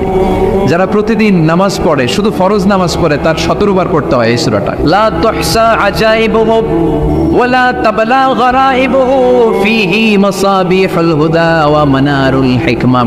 কোরআন এমন কিতাব, সূরাতুল ফাতিহা এমন সূরা, এই সূরার আশ্চর্যান্বিতার কোনো শেষ নাই। এই সূরা কোনোদিন পুরান হয় না। যাদের 80 বছর বয়স, কত কোটিবার আপনি সূরা ফাতিহা পড়ছেন, বুকে হাত দিয়ে বলেন তো, কখনো কি আপনার মনে হয়েছে যে প্রত্যেক দিন নামাজটা শুরু করলে এই সূরাটা দিয়ে শুরু করতে হয়? কত কোটিবার বললাম, আর ভালো লাগে না, পুরান পুরান লাগে। বুকে হাত দিয়ে বলেন, দাঁড়ান একজন, যে হুজুর আমার কাছে আর ভালো লাগে না, সূরাতুল ফাতিহা পড়তে পড়তে এটা পুরান লাগে, কালকে থেকে কুল ফল্লা দিয়ে শুরু করো। এরকম ডাকাইতে আছে কেউ? নাই, কারণ কোরআন কখনো পুরান হয় না। যতই পড়ি ততই নতুন। চিল্লায় পড়েন আল্লাহু আকবার। এই জন্য বিশ্বনবী বললেন, ও উম্মতেরা শোনো, এই 7টা সূরা দেখতে ছোট, 7টা আয়াত বিশিষ্ট এই সূরাটাকে দেখতে ছোট মনে হয়, সবার মুখস্থ, প্রত্যেকের কলিজার ভেতরে আছে। তোমাদের কাছে সাধারণ মনে হয়, এই সূরাটা সাধারণ না, অসাধারণ করে সূরাটারে নাজিল করেছে কে? পড়েন সবাই, আউযু বিল্লাহি মিনাশ শাইতানির রাজিম। বিসমিল্লাহির রহমানির রহিম। আলহামদুলিল্লাহি রাব্বিল আলামিন। আর রহমানির রহিম। মালিকি ইয়াউমিদ্দিন। ইয়াকা না'বুদু ওয়া ইয়াকা নাস্তাঈন। ইহদিনাস সিরাতাল মুস্তাকিম। সিরাতাল্লাযীনা أنعمت عليهم غير المغضوب عليهم ولا الضالين। চিল্লায় পড়েন আমিন। রব্বুল আলামিন এই সূরাটাকে ওয়েলকামিং লেটার করে পাঠিয়েছেন। আল্লাহু আকবার। ওয়েলকামিং লেটার, অভিনন্দন পত্র। মন্ত্রী যদি আসে আমাদের প্রোগ্রামে, মাঝে মাঝে মন্ত্রী, MP, member of the parliament, ওনারা আসে না? আসলে আমরা ওয়েলকামিং লেটার দেই, স্মারকলিপি দেই, অভিনন্দন পত্র দেই, ঠিক কিনা? অভিনন্দন পত্রের ভেতরে 3টা জিনিস থাকে। কয়টা? চিল্লায় বলেন। প্রথমে থাকে প্রশংসা, মন্ত্রীর প্রশংসা। এরপর থাকে পরিচয়, এরপর থাকে দাবি দেওয়া। 3টা পার্ট থাকে একটা ওয়েলকামিং লেটারে। কয়টা পার্ট? প্রথমে থাকে প্রশংসা, মন্ত্রীর প্রশংসা করে যে আপনি 1000 বছরের শ্রেষ্ঠ সন্তান, আপনার চেয়ে ভালো মানুষ এই এলাকায় নাই, আপনার চরিত্র ফুলের চেয়েও পবিত্র। এগুলো আমরা বলি, প্রশংসা করতে হয়, ঠিক কিনা? ওয়েলকামিং লেটারের ভেতরে নিজেদের পরিচয়, আপনারা কারা, তারপর আমরা পরিচয় দিই যে আমরা এই মসজিদের গভর্নিং বোর্ডের মেম্বার্স, আমরা এই মসজিদের লোক, আমরা এই হাই স্কুলের সদস্য, আমাদের একটা একাডেমিক ভবন লাগবে, আমাদের মসজিদের 3 তলার কাজ ধরেছি, ওইটা লাগবে, ওইটা লাগবে। এগুলো আমরা পরে বলি, আমরা নিজেদের পরিচয় দেই। প্রশংসার পরে আমরা পরিচয়, যে আমরা এই মাহফিলের ইন্তেজামিয়া কমিটি, আমরা এই স্কুলের গভর্নিং বোর্ডের সদস্য, নিজেদের পরিচয় দেই। প্রশংসাও করলাম, পরিচয়ও দিলাম। এরপরে আছে কি? দাবি দেওয়া। আমাদের দাবি মানতে হবে, নইলে গদি ছাড়তে হবে। এরপরে আমরা দাবি দেওয়াতে যাই। তো সূরাতুল ফাতিহাটাকে আল্লাহ তাআলা এরকম একটা ওয়েলকামিং লেটারের মতো করে পাঠালেন। আল্লাহ বোঝাতে চাইলেন প্রতিদিন পড়বি তো, এজন্য 3 ভাগ করে দিলাম। সুবহানাল্লাহ। প্রথম 3টি আয়াতে আমি রব্বুল আলামিনের প্রশংসা তোরা করবি। চতুর্থ আয়াতে তোরা তোদের নিজেদের পরিচয় আমার কাছে পেশ করবি। এরপরে শেষ 3টা আয়াতে তোদের দাবি দেওয়া বিনয়ের সাথে আমার কাছে পেশ করবি। প্রথম 3 আয়াতে প্রশংসা কার? আল্লাহ বললেন আলহামদুলিল্লাহি রাব্বিল আলামিন। সকল প্রশংসার মালিক হলেন আল্লাহ, যিনি হলেন জগৎ সমূহের রব। আল্লাহু আকবার। হামদুন মানে প্রশংসা। হামদুন মানে কি? প্রশংসা কার? কম কম না বেশি বেশি? বিশ্বনবী মসজিদে নববীতে ইমামতি করছেন, আল্লাহু আকবার বলে নামাজ শুরু করলেন, কেরাত পড়লেন, রুকুতে গেলেন, রুকু থেকে দাঁড়িয়ে বিশ্বনবী পড়লেন সামি আল্লাহ। পেছন থেকে সাহাবারা ছোট্ট আওয়াজে গুনগুনিয়ে পড়লেন রব্বানা রব্বানা ওয়ালাকাল হামদ। এক সাহাবী নিজ থেকে ফিসফিস করে পড়লেন হামদান কাসীরান তাইয়িবান মুবারাকান ফি। 4টা অতিরিক্ত শব্দ নিজ থেকে বানিয়ে পড়লেন। কয়টা? 4টা শব্দ আমার সাথে সাথে আওয়াজ করে পড়েন। হামদান কাসীরান তাইয়িবান মুবারাকান ফি। আবার পড়েন হামদান কাসীরান তাইয়িবান মুবারাকান ফি। 4টা শব্দ। বিশ্বনবী সালাত শেষ করলেন। সালাত শেষে তিনি আওয়াজ করে পড়তেন আল্লাহু আকবার। 3 বার পড়তেন আস্তাগফিরুল্লাহ। এরপর আজকারগুলো পড়ে তিনি সাহাবাদেরকে বললেন, কে অতিরিক্ত 4টা তাসবিহ পড়েছো? দাঁড়াও, আমি তো এই 4টা তাসবিহ শিখাই নাই, কে পড়েছো? কেউ দাঁড়ায় না, ভয়। বিশ্বনবী অভয় দিলেন, দাঁড়াও আমি কিচ্ছু বলবো না। এক সাহাবী দাঁড়ালেন, দাঁড়িয়ে বললেন ইয়া রাসূলুল্লাহ আমি পড়েছি। বিশ্বনবী বললেন কেন পড়েছো? এই হামদান কাসীরান তাইয়িবান মুবারাকান ফি, এই 4টা তাসবিহ তো আমি শিখাই নাই, পেলে কোত্থেকে? সাহাবী বলে ইয়া রাসূলুল্লাহ ইয়া হাবিবাল্লাহ, আল্লাহর তাসবিহ যখন আমি পড়ি, আল্লাহর জিকির যখন আমি পড়ি, কম কম পড়লে আমার পোষায় না, আমার পড়তে হয় বেশি বেশি। এজন্য আমি নিজ থেকে আই ফেব্রিকেটেড দিস তাসবিহ, আমি নিজ থেকে এটা বানিয়ে পড়েছি। বিশ্বনবী বললেন, ও সাহাবী ভয় পেও না, চিন্তা করো না, তোমরা দেখো না এই নামাজরত অবস্থায় আমি দেখেছি 30 জনেরও বেশি ফেরেশতা।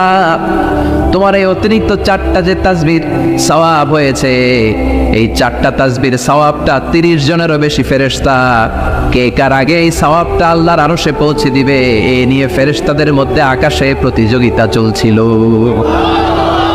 আকাশে তারা কম্পিটিশন করছিল কে কার আগে আল্লাহর দরবারে পৌঁছে দিবে এই প্রশংসা।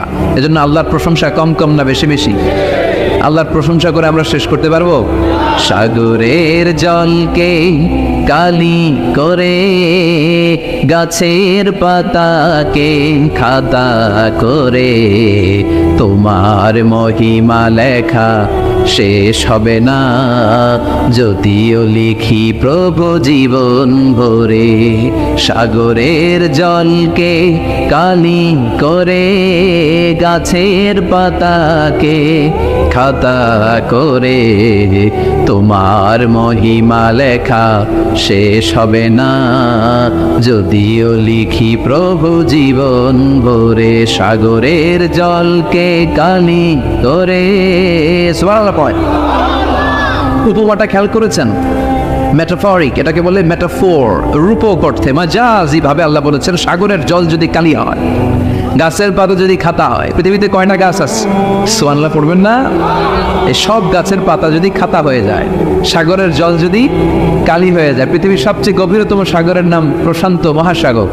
গভীরতা, সবচেয়ে গভীর জায়গার নাম মারিয়ানা ট্রেঞ্চ, গভীরতা প্রায় 36,000 ফিট। দ্বিতীয় গভীরতম সাগরের নাম আটলান্টিক মহাসাগর। সবচেয়ে গভীরতম জায়গার নাম হচ্ছে পুয়ের্টো। এই পুয়ের্টোরিকোর গভীরতা প্রায় 33,000 ফিট। মহাসাগরকে পৃথিবীতে শুধু 2টা, কথা বলেন? প্রশান্ত মহাসাগর, আটলান্টিক মহাসাগর, ভারত মহাসাগর, উত্তর দক্ষিণ। কত মহাসাগর, কত সাগর! এই আমাদের বঙ্গোপসাগর, লোহিত সাগর, ভূমধ্য সাগর, চায়না সাগর, কৃষ্ণ সাগর, সাগর আর সাগর। এই পৃথিবীর 70 ভাগ শুধু সাগর, 70 ভাগ শুধু হানি আর হানি, নোয়াখালীর ভাষায় পানি আর পানি। তো এই সব পানিগুলো যদি কালি হয়ে যায়, আল্লাহর কথার ওজন কি দেখেন? কোত্থেকে আল্লাহ এই মেটাফোর, রূপক অর্থ নিয়ে আসলেন? সব সাগরের পানি যদি কালি হয়ে যায়, সব গাছের পাতা যদি খাতা হয়ে যায়, সাগরের জল নামক কালি দিয়ে গাছের পাতা নামক খাতার উপরে যদি আমি আল্লাহর প্রশংসা লিখতে শুরু করে দাও, সাগরের জলও শেষ হয়ে যাবে, গাছের পাতাগুলোও ফুরিয়ে যাবে, আমি আল্লাহর প্রশংসা করে শেষ করা যাবে না। বিশ্বনবী পৃথিবীতে এসেছেন পরিবর্তনের জন্য। তিনি কোনো জায়গায় খারাপ কিছু দেখলেই পরিবর্তন করে দিতেন। এক সাহাবাকে জিজ্ঞেস করলেন, কি নাম? মাসমুদ। সে বলে, ইসমি হাসান, আমার নাম হলো হাসান। হাসান মানে দুশ্চিন্তা। হাসান মানে? বিশ্বনবী বললেন, হাসান কারো নাম হতে পারে? দুশ্চিন্তা এটা একটা নাম হইলো? বিশ্বনবী বললেন, তোমার নাম আজকে থেকে হাসান নয়, আজকে থেকে তোমার নাম সাহাল। কি না? সাহাল মানে শহর, সাহাল মানে? সে বলে, না ইয়া রাসূলুল্লাহ, আমার বাপ চাচা নাম রাখছে হাসান, এটা আমি চাই না। বিষ্ণু বললেন, না চলে যাও। তো সে বাড়িতে চলে গেল। যাওয়ার পর থেকে ওই যে দুশ্চিন্তা তার আর পিছু ছাড়ে না। তার ব্যবসায় লস, তার চাকরিতে লস, ওর পেটে ব্যথা, ওর মাথায় ব্যথা, ওর জ্বর, ওর মেয়ে কান্দে, ওর বউ দৌড়ায়, ওর পোলাইটা আমি মরু, কষ্ট আর জ্বালা ছাড়েই না। সবাই বলে, ওই যে বিষ্ণুনবী তোমার একটা সুন্দর নাম দিছিল, আনো নাই, এর বদ্ধ লাগছে, যাও নবীর কাছে মাফ চেয়ে নামটা চেঞ্জ করে। হাসান ফিরে গেল বিষ্ণুনবীর কাছে, যে বলে, ইয়া রাসূলুল্লাহ, আমার হাসান নামের দরকার নেই, গোষ্ঠী কিলাই হাসায়, আপনি কি নাম কইছিলেন ওটা কোন হবে? বিষ্ণুনবী বলে, আমি বলছিলাম আনতা সাহাল। সাহাল মানে সহজ, সাহাল মানে? বিষ্ণুনবীর কাছ থেকে নাম চেঞ্জ করে সাহাল নিয়ে আসলো। সাহাল বলে, যেদিন থেকে আমি নাম চেঞ্জ করেছি ওই দিন থেকে আমার জীবনের সব কাজগুলো সহজ করে দিয়েছে। কে? এই নবী ছিলেন, খালি চেঞ্জ করে দিতেন। এক নারীকে জিজ্ঞেস করলেন, মাসমু কি? What's your name? সে বলে, আমার নাম আসিয়া। আসিয়া মানে অবাধ্য। বিষ্ণুনবী বলেন, এটা একটা নাম হইলো? তোমার নাম আজকে থেকে জামিলা। জামিলা মানে সুন্দরী, বিউটিফুল লেডি। জামিলা মানে সুন্দরী। সে নাম চেঞ্জ করে জামিলা নিয়ে নিন। সবাই বলল, যেদিন থেকে বিষ্ণুনবী তার নাম জামিলা করেছে ওই দিন থেকে মরার আগের দিন পর্যন্ত এই মহিলার সৌন্দর্য কোনোদিন ভাটা পড়ে না। আবার বিষ্ণুনবী মক্কা থেকে মদিনায় হিজরত করতে গেলেন। বিষ্ণুনবী বললেন, মাসমু হাদিল আরদ, এই জমিনের নাম কি? সবাই বলল, এই জমিনের নাম ইয়াসরিব।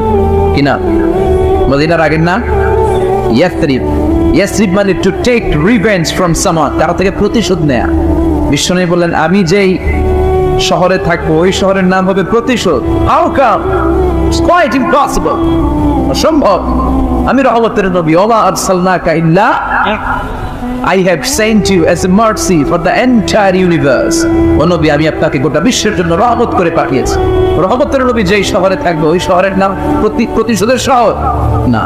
আজকে থেকে এই শহরের নাম তওবা কিংবা তয়বা, পবিত্র শহর। পরবর্তীতে এই শহরের নাম করা হলো মদিনাতুর রাসূল, মদিনাতুন নবী। সুবহানাল্লাহ পড়ে। আবার বিশ্বনবী আরেক এলাকায় সফরে গেলেন, বললেন মাসমু হাদিহিল আরদ, এই এলাকার নাম কি? সবাই বলে গাদিরা। কি বলে? গাদিরা। গাদিরা মানে আরদুন লা শাজারা ফিহি ওয়ালা নাবাত, এমন শহর যে শহরে কোনো গাছ পালা লতা পাতা ঘাস জন্মায় না। বিশ্বনবী বললেন, এটা একটা নাম রাখছো তোমরা গাদিরা? এই গাদিরা নামের কারণে তো এলাকায় কোনো গাছপালা হয় না, ওই এলাকায় কোনো গাছ না। বিশ্বনবী বললেন, মিনাল ইয়াউম, আজকে থেকে এই এলাকার নাম গাদিরা নয়, আজকে থেকে এই এলাকার নাম আমি চেঞ্জ করে দিলাম গাদিরা। গাদিরা মানে সবুজ। গাদিরা মানে কি? বিশ্বনবীর নাম চেঞ্জ করে দেওয়ার সাথে সাথে ওই এলাকায় গাছ লতা পাতায় সবুজ শ্যামল হয়ে গেল। এজন্য পরিবর্তন লাগবে। We have to make a change. পরিবর্তন লাগবে। এই লোক দেখানো মানসিকতা থেকে আমাদের বেরিয়ে আসতে হবে। মাহফিল কাঁপানো, মাহফিল জমানো, মাহফিল ধরে রাখা, এগুলোর কোনদিন বলবেন? বলবে? সব হবে আমাদের একজনের খুশির জন্য। তিনি কে? চিল্লায় বলে আল্লাকা সিররুন ইনদাল্লাহ বাইনাকা আনতা ওয়া বাইনাল্লাহ, আল্লাকা সাদাকাতুন তাখফা লা ইয়ালামুহা ইল্লাল্লাহ, আল্লাকা সিররুন ইনদাল্লাহ বাইনাকা আনতা ওয়া বাইনাল্লাহ, আল্লাকা সাদাকাতুন তাখফা লা ইয়ালামুহা ইল্লাল্লাহ। সুবহানাল্লাহ। হাল লাকা সিররুন ইনদাল্লাহ বাইনাকা আনতা ওয়া বাইনাল্লাহ, তোমার আর তোমার আল্লাহর মধ্যে এমন কোন গোপন বিষয় আছে নাকি যেটা আল্লাহ ছাড়া কেউ জানে না? তোমার জীবনে এমন কোন গোপন দান আছে নাকি যেটা আল্লাহ ছাড়া কেউ দেখেনি? আমরা এখন দেখায় দেখায় দান করতে চাই, আছে না নাই? অমুক সমাজপতি শিল্পপতি 2 লক্ষ টাকা বলেন বরাবর, আছে না নাই? লোক দেখানো দাও, এটা মিজানের পাল্লায় উঠালে কোনো ওজন হবে। গোপনে 1 টাকা দিচ্ছেন, এটারে উহুদ পাহাড়ের সমান ওজন করে আমলনামায় তুলে দিবে কে? এজন্য সবসময় খেয়াল রাখবেন যে একজনকে আমরা দেখাতে চাই, আমরা দেখাবো একজনকে। তিনি কে? মানুষকে দেখানোর জন্য কিছু করা যাবে? আল্লাহুম্মা রযুকনা ইখলাস, আল্লাহ তুমি আমাদের ইখলাস বাড়ায় দাও। আর জোরে পড়েন আমিন। আমরা আজকে সূরাতুল মুলক থেকে কথা শুনবো। মুলক সূরার নাম কি? এই সূরার অনেক ফজিলত আছে। এই সূরা রাত্রিবেলা যারা তেলাওয়াত করবে তাদের কবরের আযাব হবে না। কবরের কথা শুনলে ভয় লাগে না?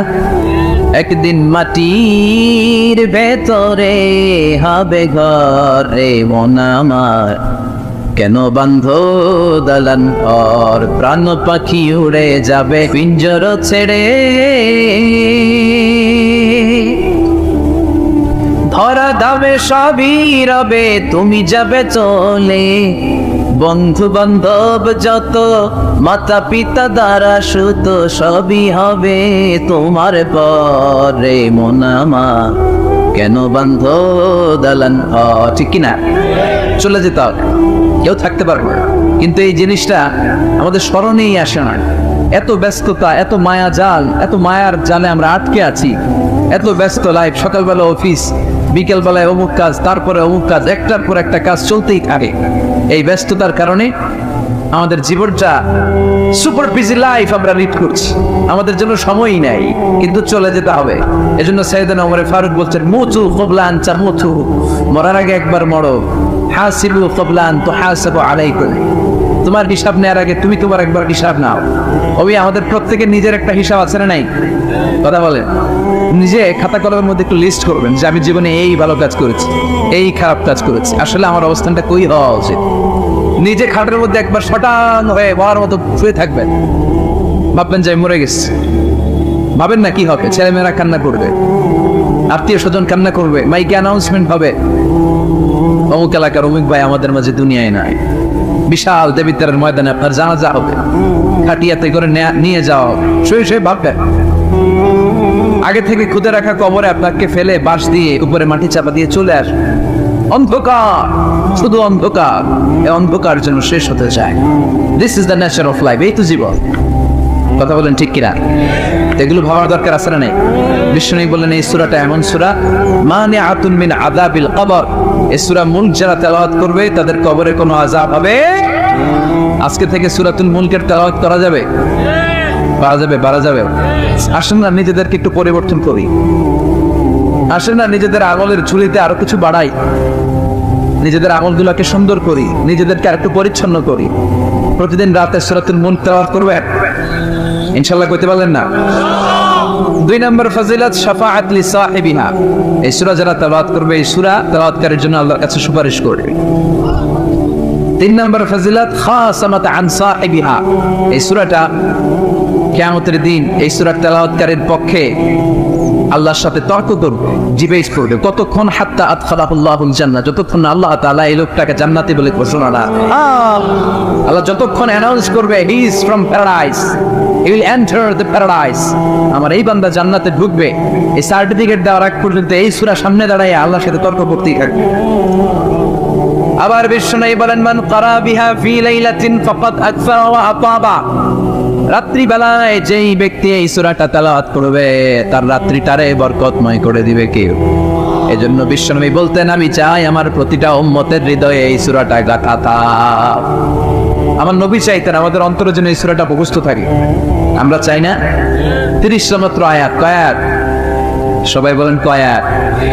প্রতিদিন এক আয়াত মুখস্থ করলে আমাদের পুরো সূরাটা মুখস্থ করতে লাগবে কয়দিন? 30 দিন। 1 মাসের চেষ্টায় সূরাটা মুখস্থ করা যাবে না? দেবিদ্দারের ভাইরা করা যাবে? আওয়াজ করে পড়েন ইনশাআল্লাহ। এই সূরার মাহাত্ম্য হচ্ছে এই সূরা আপনার দৃষ্টিভঙ্গিকে চেঞ্জ করবে, আপনার চিন্তার জগতে আন্দোলন তৈরি করবে, আপনার চোখকে খুলে দিবে, আপনার ঘুমন্ত বিবেককে জাগিয়ে দিবে। বিশেষ করে যারা স্রষ্টা নিয়ে সন্দেহে থাকে তাদের জন্য এটার ভিতরে ডোজ আছে, মেডিসিন আছে। ইয়াং ছেলে পেলে অনেকে আমাদের প্রশ্ন করে হুজুর আল্লাহর নিয়ে অনেক প্রশ্ন জাগে, স্রষ্টার অস্তিত্ব নিয়ে, আখেরাত নিয়ে, কবরের জীবন নিয়ে আমাদের প্রশ্নের অভাব নাই, কারণ নাস্তিকবাদের ছড়াছড়ি আশেপাশে আছে না? নাই? ইয়াং যারা আছে তোমাদেরকে একটা বই পড়ার সাজেস্ট আজকে আমি করে যাই। বইটার নাম অনেকে জানে, প্যারাডক্সিক্যাল সাজিদ। কি নাম? লেখক হচ্ছে আরিফ আজাদ। লেখক কে? আরিফ আজাদ। বইটার নাম প্যারাডক্সিক্যাল সাজিদ। গত 21শে বই মেলা এটা একটা বেস্ট সেলার হয়েছিল, এজন্য নাস্তিকদের মাথা গরম। কথা বলেন। এই বছর সে আরেকটা বের করছে, প্যারাডক্সিক্যাল সাজিদ 2। এটা গতকাল থেকে বই মেলায় পাওয়া যাচ্ছে, 21শে বই মেলায়। এই প্যারাডক্সিক্যাল সাজিদ 1, প্যারাডক্সিক্যাল সাজিদ 2 প্রতিটা যুবকের সাথে সাথে রাখার দরকার, ঠিক কিনা? It's an eye opener for you. এই সূরাটা আপনাদের জন্য আই ওপেনার, চোখ খুলে দিবে। একটু চিন্তা করলেই বুঝবেন যে নাস্তিকদের যুক্তিগুলো খুবই হালকা। ওরা স্রষ্টাকে মানতে চায় না, আল্লাহরে মানতে চায় না। এর কারণ ওরা বলে আনসিন ইজ নাথিং, যেটা দেখি না ওইটা মানি না। আজমিল্লাহ পড়বেন না? কিন্তু ওরা ওদের জীবনে অনেক কিছু দেখে না, ওরা মানে না। কথা কয়। আচ্ছা আপনি আপনার জীবনে সরাসরি চোখ দিয়ে আমেরিকা দেখছেন? কথা কয় না। তা আমেরিকা যা আছে মানেন না? যারা এখনো হজে যান নাই, যারা এখনো যান নাই, কাবা ঘর নিজ চোখে সরাসরি দেখছেন? টিভিতে না, টিভিতে তো সবাই দেখছে, সরাসরি কাবা ঘর দেখছে। তো আপনি যে দেখেন না, আপনি সৌদি আরব যে আছে, কাবা ঘর যে আছে মানেন না? নাস্তিকরা বাতাস খালি চোখে দেখে না, দেখে, কিন্তু নাস্তিকরা বাতাস মানে না। Why do you believe of that? বাতাস মানুষ কেন? তোর দাদা তোর বাবা কোনোদিন বাতাস দেখছে? তুই তোর চোখ দিয়ে কোনোদিন বাতাস দেখেছিস? Do you see the air in the atmosphere? উত্তরে বলবেন no. So why do you believe of that? বাতাস বিশ্বাস করো কেন?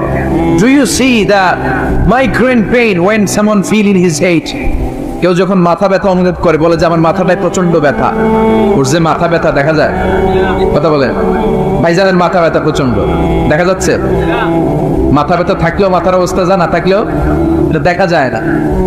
So why do you believe on that? মাথা ব্যথা দেখা যায় না তো বিশ্বাস করস কেন? এগুলো কপাল পড়া, এগুলো হচ্ছে নাম্বার 1 আদা বলুক কপাল।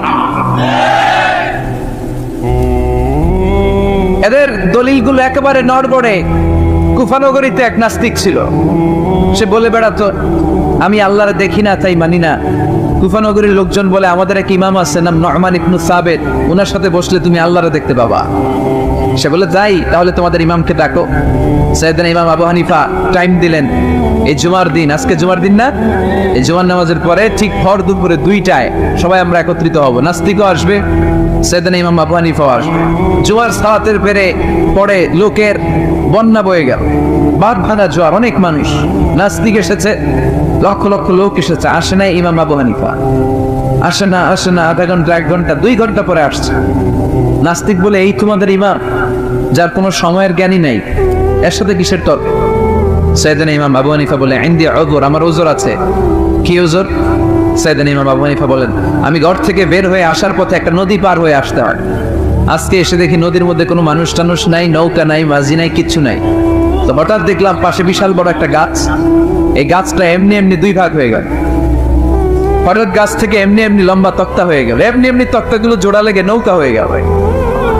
আর নৌকা আমার সামনে আসলো, মাঝি ছাড়া, লগি বৈঠা ছাড়া। আমি নৌকায় যেয়ে বসলাম, নৌকাটা আমার নিয়ে টান দিয়ে সাঁ করে ওপার নিয়ে গেল।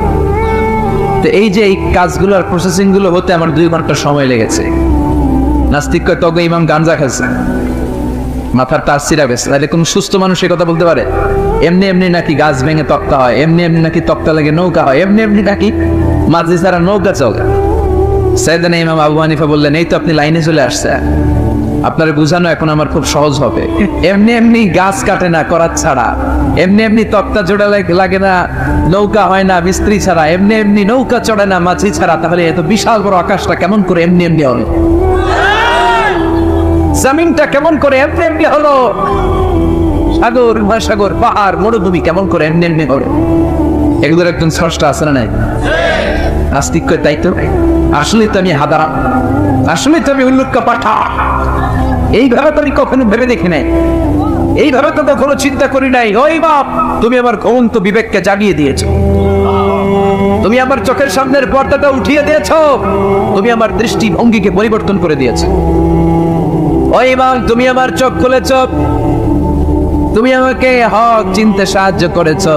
আর দেরি করতে চাই না, মনে পড়িয়ে দাও লা ইলাহা ইল্লাল্লাহু মুহাম্মাদুর রাসূলুল্লাহ। কালিমা পড়ে মুসলমান হয়ে গেছে। আল্লাহু আকবার। এমনি নাস্তিকদের জন্য এই সূরার ভেতরে আল্লাহ তাআলা অনেক দিগদর্শন রেখেছেন, জীবন দর্শন রেখেছেন। আল্লাহ বুঝাতে চান যে গোলাম, আমারে চিনার জন্য, আমারে দেখার জন্য তো ডক্টরেট ডিগ্রি লাগবে না, তো ব্যাচেলর ডিগ্রি, মাস্টার্স ডিগ্রি লাগবে না। তুই আমার সৃষ্টির দিকে একটু নজর করে তাকা, একটু ঠান্ডা মাথায় চিন্তা করে দেখ, একটু সাগরের দিকে তাকা, একটু নদীর দিকে তাকা, একটু পাহাড়ের দিকে তাকা। তাকালেই তুই বুঝবি সামওয়ান ইজ কন্ট্রোলিং এভরিথিং। একজন এমডি আছে, ম্যানেজিং ডাইরেক্টর, মহা ব্যবস্থাপক, যিনি গোটা বিশ্বের সব ব্যবস্থাপনার আঞ্জাম দিচ্ছেন। চিল্লায় বলেন ঠিক কিনা? আল্লাহ বলে তুই সাগরের দিকে তাকা, পাহাড়ের দিকে তাকা, নদীর দিকে তাকা। সাগরের দিকে তাকালে আমি আল্লাহরে খুঁজে পাবি। ঝর্ণার দিকে তাকা, ঝর্ণার মধ্যে আল্লাহর নিদর্শন আছে না নাই?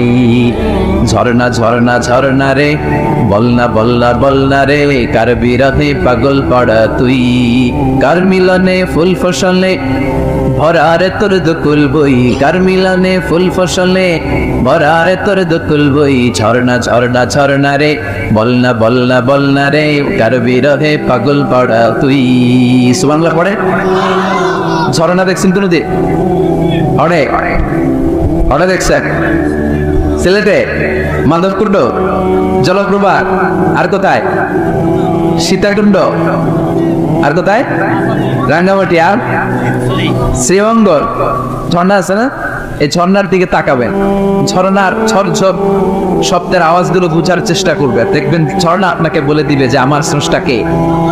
আল্লাহর সৃষ্টির দিকে তাকালে আল্লাহরে পাওয়ার সুযোগ আছে না নাই?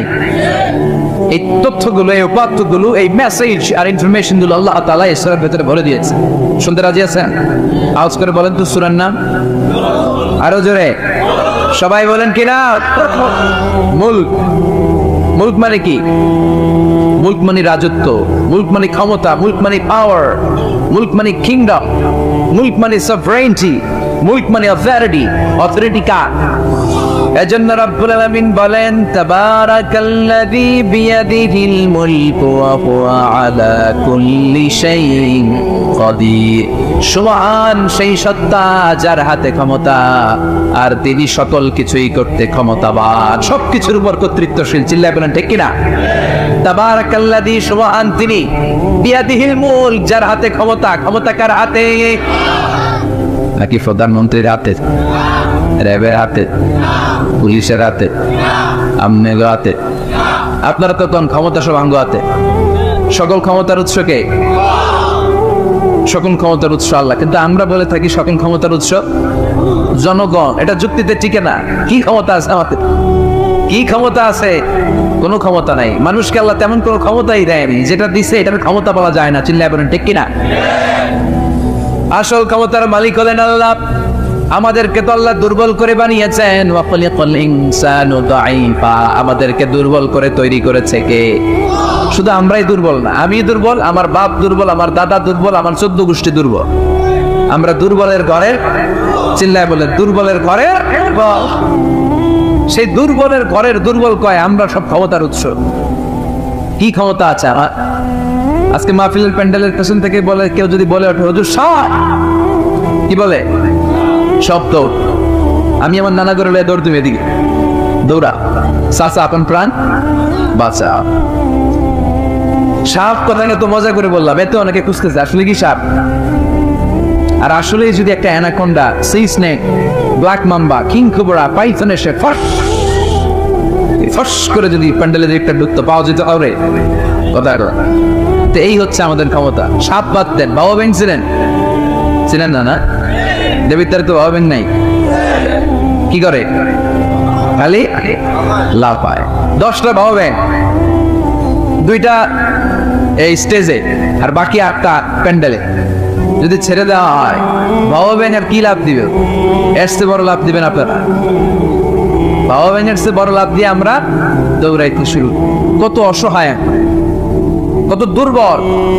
বল্লা পোকা, মৌমাছি আমাদেরকে কামড় দিয়ে উড়াল দেয়, এটা ধরে যে পারবো ওইটাও পারি না। কুত্তা এমন করে কামড়াইলে আমরা কুত্তারে কামড়াইতে পারি। কি অসহায়। পিঁপড়া কামড় দিলে আমরা কিছু করতে পারি না। কানের ভিতরে যদি কারো পিঁপড়া ঢুকে থাকে, বুঝবেন সে মজা লাগে। হ্যাঁ, বাঁচার কোনো সুযোগ নাই, কোনো ক্ষমতাই নাই। এরপরও আমরা বলি সব ক্ষমতার মালিকা। দেখবেন যাতে ডায়রিয়া হয় আর 5-7 বার টয়লেটে গেছে, এর চেহারার দিকে তাকানো যায়। বৈশা গেছে, বৈশা যান। তো এই হইলো আমাদের অবস্থা। 5-6 বার টয়লেটে গেলে আর পরে দইরা দাঁড় করানো যায় না। গাই মরে যাইও, আরে সবাই মাফ করে দেন, আই আর হইতেন না, আমি পারবো না, আমার মাফ করে দে। পারবি না কে? তুই না ক্ষমতার উৎস। কথা কর। আসলে আমাদের কোনো ক্ষমতা নাই, আমরা দুর্বল। আসল ক্ষমতার মালিক একজন, চিল্লায় বলতে হবে তিনি কে? আমরা যে কত দুর্বল। ন্যাচারাল ক্যালামিটি অর ডিজাস্টার যখন হয়, প্রাকৃতিক দুর্যোগ, তখন নিজের অবস্থা খেয়াল করবেন। বন্যার সময় মানুষের কি অবস্থা হয়, ঠিক কিনা? ভূমিকম্পের সময় কি অবস্থাটা হয় আমাদের? রাত 3টার দিকে যদি ভূমিকম্প হয়, তো লুঙ্গি পইরা দৌড়, লুঙ্গি ছাড়াও দৌড়। আগে যান বাঁচাও। পাগল হয়ে যায়। বাচ্চাটাকে করে নিয়ে দৌড়াবো, না স্ত্রীকে ঘুম থেকে জাগাবো, না ভাড়াটিয়াদেরকে উঠাবো, না নিজেই ছাদের উপর থেকে লাফাবো। ত্রাস, ভয়, ভূমিকম্পে সবাই দৌড়। দেখবেন ভূমিকম্প হইলে বাড়িওয়ালাও দৌড়, ভাড়াটিয়াও দৌড়। নাকি ভাড়াটিয়ারা দৌড়ায়, বাড়িওয়ালারা দৌড়ায়? কথা কর। ডোনাল্ড ট্রাম্প যে বিল্ডিং এ থাকে, ওইটাতে ভূমিকম্প হইতে ডোনাল্ড ট্রাম্প তো দৌড়াবে না? না, ডোনাল্ড ট্রাম্প দৌড়াবে। আমি কি লাইভ প্রোগ্রাম দেখেছি, ওখানে উপস্থাপক আর অতিথিরা ক্যামেরা ট্যামেরা মেকআপ টেকআপ নিয়ে বসছে। একটু পরে শুরু হয়েছে ভূমিকম্প। মাইক থুইয়া দিয়া উপস্থাপক দৌড়।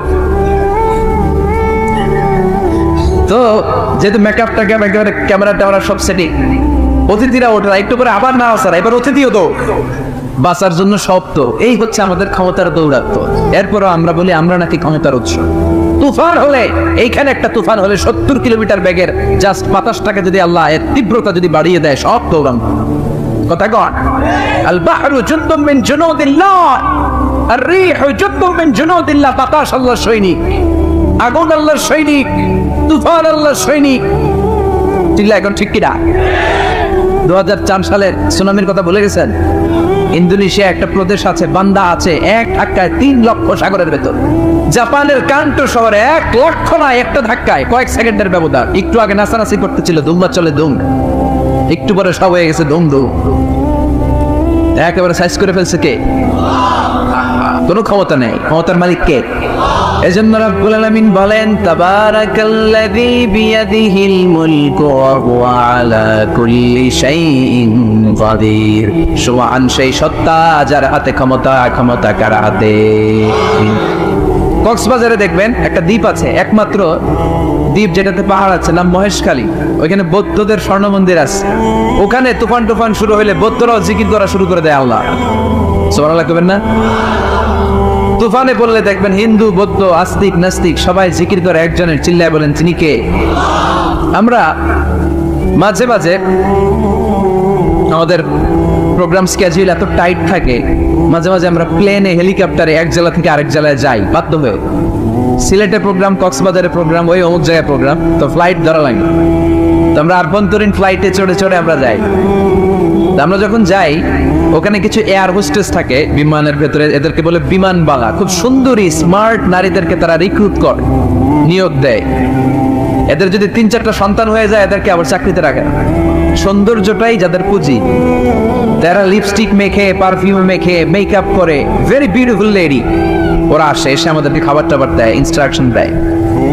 তো বিমানটা, আভ্যন্তরীণ বিমানগুলো বাংলাদেশের ভেতরে যেগুলো চলে, এগুলো 14 থেকে 15,000 ফিট উপরে ওঠে। তো বিমানটা প্রথমে রানওয়েতে ট্যাক্সি করে, মানে বিমান যখন মাটিতে চলে এটাকে বলে ট্যাক্সি। কি বলে? ট্যাক্সি ছেড়ে যখন উপরে ওঠে এটারে বলে টেক অফ। কি বলে? এটা যখন বিমানটা যখন টেক অফ করবে তখন দেখলাম এই এয়ার হোস্টেস গুলো, যেগুলোর পর্দা নাই, হিজাব নাই, শালীনতা নাই, মাইক্রোফোন হাতে নিয়ে ঘোষণা দিচ্ছে, ভদ্র মহিলা এবং ভদ্র মহোদয়গণ, আপনারা আপনাদের সিট বেল্ট গুলো বেঁধে নিন। এখনই আমাদের উড়োজাহাজটি শাহজালাল আন্তর্জাতিক বিমানবন্দর থেকে শাহ আমানত বিমানবন্দরের উদ্দেশ্যে 15,000 ফিট দিয়ে উড়ে যাবে। এরপরে পড়তে শুরু করে আল্লাহু আকবার, আল্লাহু আকবার, আল্লাহু আকবার। তো আমি উল্টা করে তাকাই না, কি রে এই মাইয়া আল্লাহু আকবার পাই কেন? উইরা দেখি হাতের মধ্যে এরকম কাগজ, এই কাগজ থেকে দেখে দেখে পড়তেছে, উচ্চারণ কিন্তু আমগো মতো না, পড়তেছে আল্লাহু আকবার, আল্লাহু আকবার, আল্লাহু আকবার, সুবহানাল্লাযী সাখখারা লানা হাযা। পুরো দোয়াটাই করছে, ওমা কুন্না লাহু মুকরিনিন ওয়া ইন্না ইলা রাব্বিনা লামুনকালিবুন। তো আমি হিসাব মিলালাম, ঘটনা কি?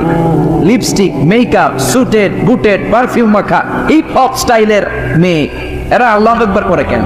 তো তখনই খেয়াল করে দেখলাম যে বিমানটা এখন ছাড়ছে, জমিন ছেড়ে দিয়ে 15,000 ফিট উপরে যাচ্ছে।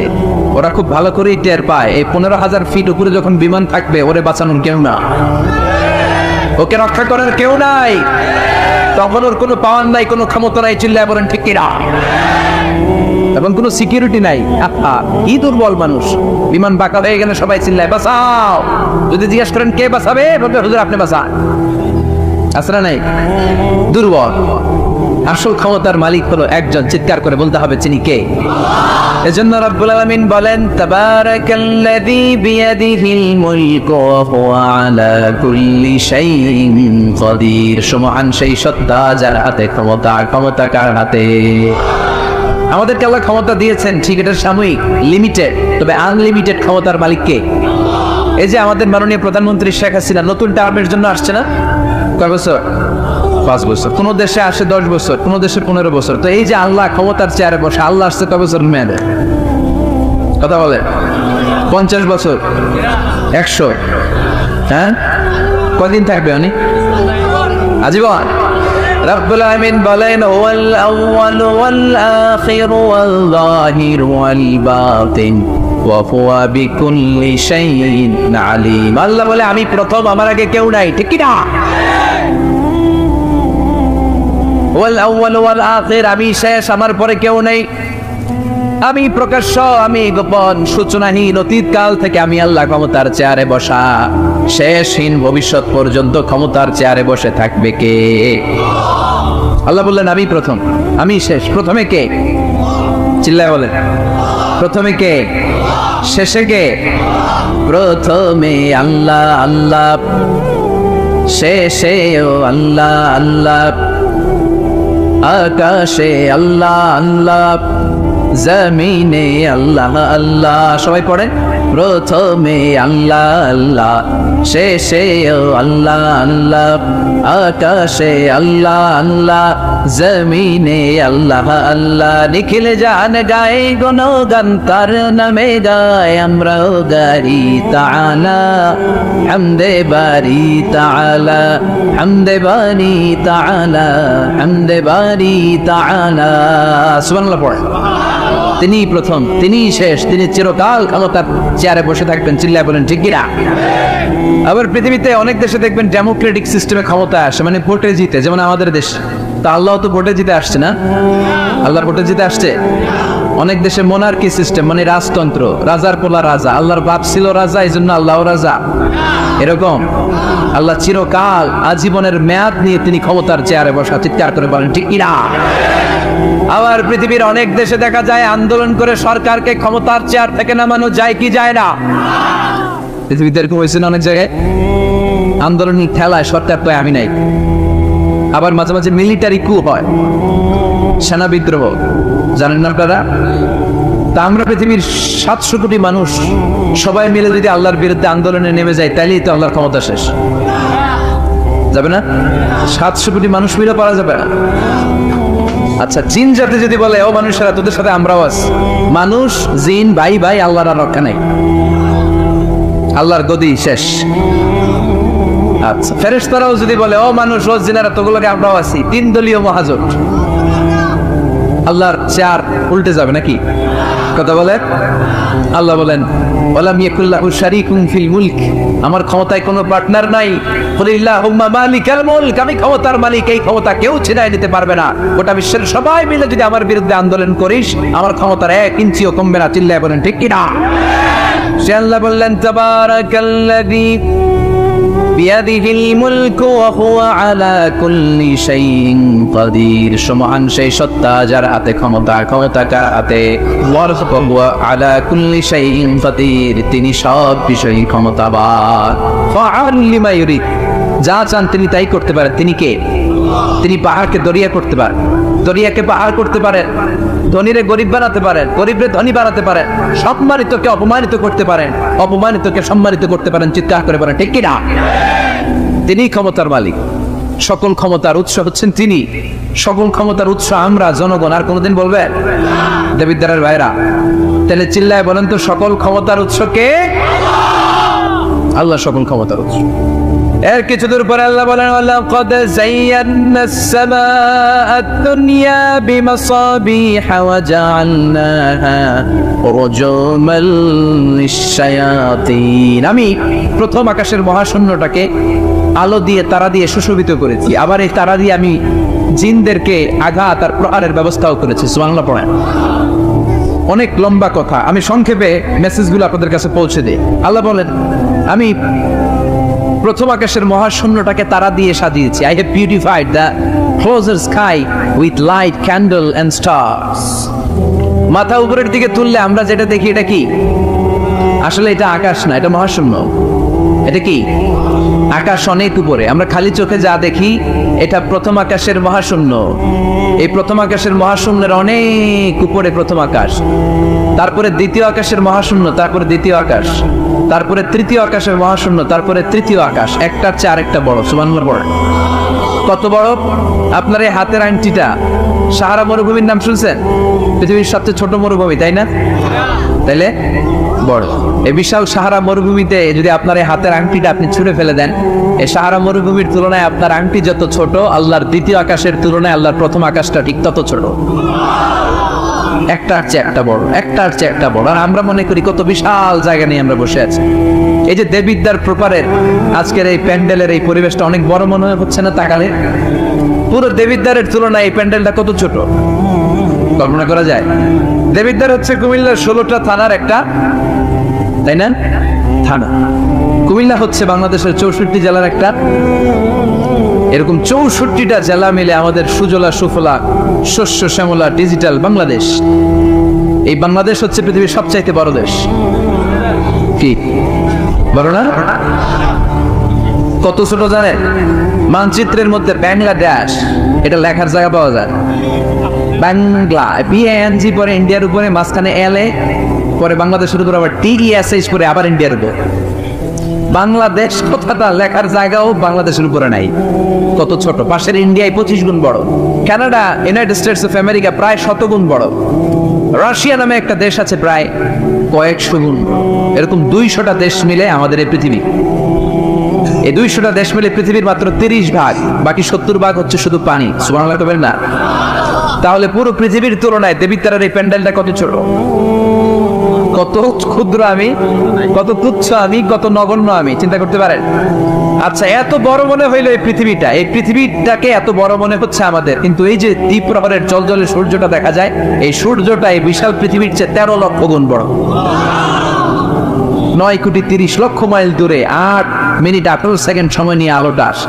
তাহলে এতক্ষণকার আলোচনা পর্যন্ত মনে হচ্ছে সূর্যই মনে হয় অনেক বড়। সূর্য হচ্ছে একটা স্টার, তারা। সূর্যের পরে পৃথিবীর সবচেয়ে কাছের তারার নাম প্রক্সিমা সেন্টারাই, তারপরে alpha Centauri A, alpha Centauri B, যেতে যেতে ইটা ক্যারিনা, বেটেলজিউস, এরকম অনেকগুলো আছে, আপনারা গুগল করলে পাবেন। এই যে বেটেলজিউস তারা, যে সূর্য পৃথিবীর চেয়ে 13 লক্ষ গুণ বড়, ওই বেটেলজিউস তারাটা আবার সূর্যের চেয়ে 33 কোটি গুণ বড়। তাহলে এতক্ষণ পর্যন্ত বোঝা যাচ্ছে বেটেলজিউসই মনে হয় বড় না। বেটেলজিউস এত ক্ষুদ্র তারা, এটার কোনো নাম নিশানাই নাই অন্য তারকার সামনে। চিল্লায় করেন আল্লাহু আকবার।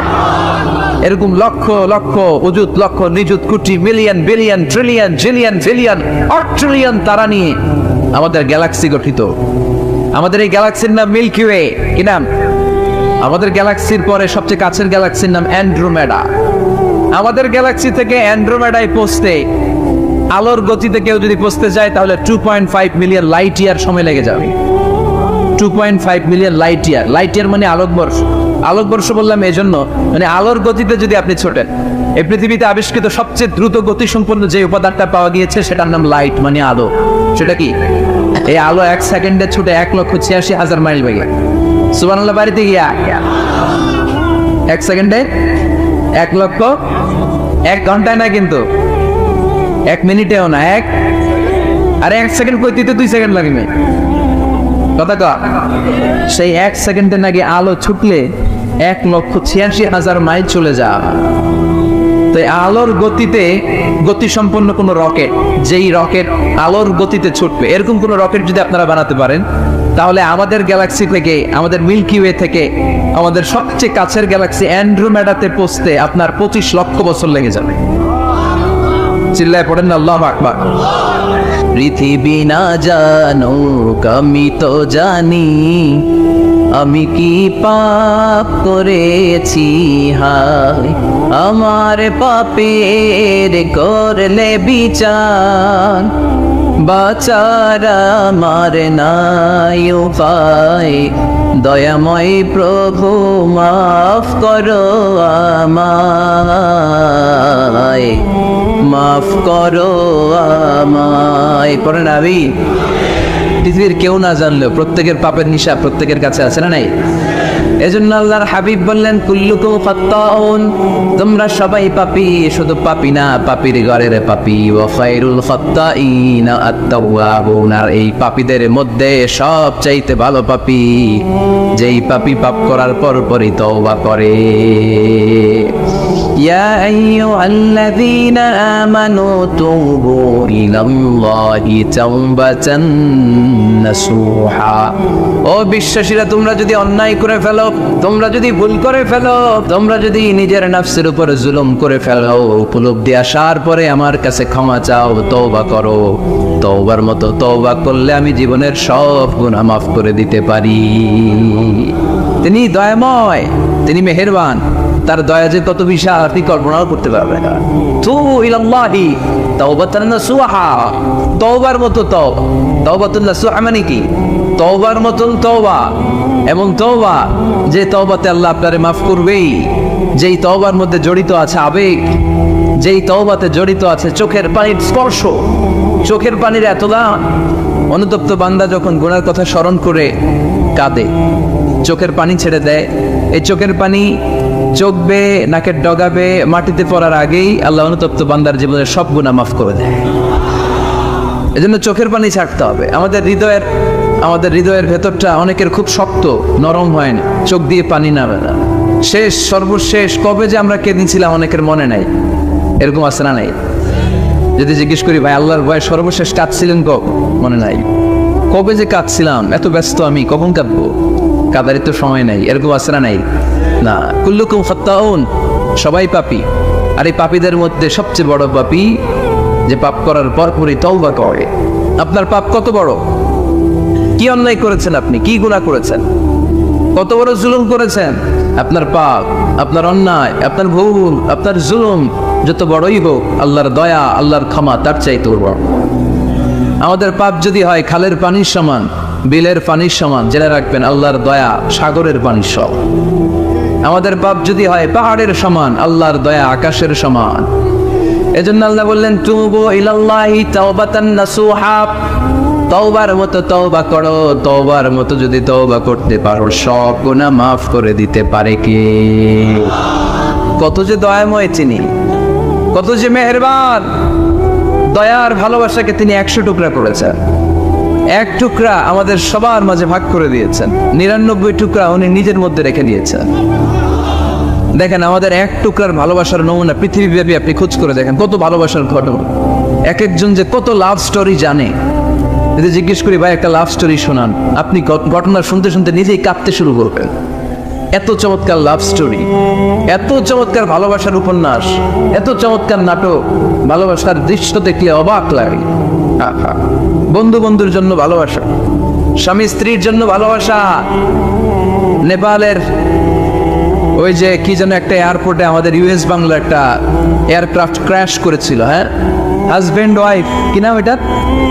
ত্রিভুবন ইন্টারন্যাশনাল এয়ারপোর্ট, ত্রিভুবন। এই ত্রিভুবনে আমাদের পাইলট যখন সিগন্যাল চাচ্ছিল, ওখানে ওই 10 না 01 নাকি 20 এই নিয়ে কনফিউশনের কারণে ওনারা সেফলি ল্যান্ড করতে পারেনি, মারাত্মক ক্র্যাশ।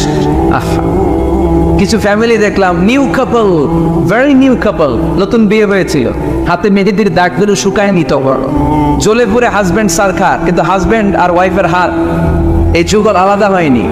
স্বামী তার স্ত্রীকে ধরে রেখেছিল শেষ মুহূর্তে। বিমানের ভেতরে যখন ফায়ার গ্যাসের মধ্যে ওরা চিৎকার করছিল, শেষ নিঃশ্বাস যখন ত্যাগ করছিল, হাজব্যান্ড তার ওয়াইফের হাত ছাড়েনি, ওয়াইফ ছাড়েনি স্বামীর হাত। ভালোবাসার নমুনা। 1 ভাগ ভালোবাসার ছিটেফোঁটা আমরা পেয়েছি, ঠিক কিনা? ওই 1 ভাগ কি আমি একা পাইছি? আপনি একা পাইছেন? আমরা সবাই মিলে। আমি পত্রিকায় একটা রিপোর্ট দেখেছি, আমি প্রায় বলি, বন্যার পানিতে পানি খেতে খেতে মা জীবন শেষ, কোমর পানি, গলা পানি, নাক সমান পানি, পানি খেতে খেতে শেষ, কিন্তু বাচ্চাটারে বুদ্ধি করে বালতির মধ্যে এরকম চেপে ধরে রাখছে, বন্যার পানিতে পানি খেতে খেতে মা শেষ। আল্লাহর মেহেরবানিতে বাচ্চাটা মরে নাই। এই কলিজার টুকরা দুধের বাচ্চার জন্য মা জীবন দিয়ে দিল। এই বাচ্চার জন্য মায়ের হৃদয়ের ভালোবাসাটা ঢুকাই দিছে কে? দুনিয়ার ভালোবাসার নমুনা যদি এই হয়, 100 টুকরা ভালোবাসার 1 টুকরার এক্সাম্পল যদি পৃথিবীতে এই হয়, যার মধ্যে 99 টুকরা ভালোবাসা তিনি রেখে দিয়েছেন, তার ভালোবাসা বেশি না কম? এজন্য আল্লাহ বললেন তওবার মতো তওবা করো, ক্ষমার মতো ক্ষমা চাও, কাদার মতো কাঁদো, কাদার মতো কাঁদলে সব মাফ করে দেয় কে? আপনি কি পাপ করছেন? আপনি কি অন্যায় করেছেন? কেন আপনি হতাশ? কেন আপনি নিরাশ? লা তাইয়াসু মির রাউহিল্লাহ, ইন্নাহু লা ইয়াইয়াসু মির রাউহিল্লাহি ইল্লাল কওমুল কাফিরুন। আল্লাহর রহম থেকে, ভালোবাসা থেকে নিরাশ হয়ো না। আল্লাহর রহমত আর দয়া থেকে নিরাশ হয় তারা যারা কাফের, ঠিক কিনা? কত পাপ করেছেন আপনি? বনি ইসরাইলের এক সিরিয়াল কিলার ছিলেন, সহিহ বুখারীতে এসেছে, সে এত হত্যা করেছে, হত্যা করতে করতে করতে 99 জন মানুষকে সে সিরিয়ালি মার্ডার করে ফেলছে। কয়জনকে? আপনি মারছেন কয়জন রে? আমি মারছি কয়জন রে? সে 99 জনকে মারছে। কয়জনকে? 99 জনকে। মারার পরে তার অন্তরে ভয়, আয়রে 99 জনকে আমি শেষ করে দিলাম, না জানি আমার নসিবে কি আছে, না জানি আল্লাহ আমারে কি শাস্তি দেয়। ভয়ে এক রাহেবের কাছে গেল, খ্রিস্টান পাদ্রী, খ্রিস্টানদের আল্লাহর ওলি, যে বলে, ও আল্লাহর ওলি, আমার তো বড্ড ভয় হয়, আমি অপরাধ করেছি। কি অপরাধ? আমি 99 জনকে হত্যা করেছি। রাহেব বলে, 99 জনকে হত্যা করছো? সর্বনাশ, তোর কপালে তো ক্ষমা নাই। সিরিয়াল কিলার কয়, আমার কপালে যদি ক্ষমা না থাকে তোরে বাঁচায় গেলাম কি? আমি যেহেতু শেষ, তোরও শেষ করে হবে।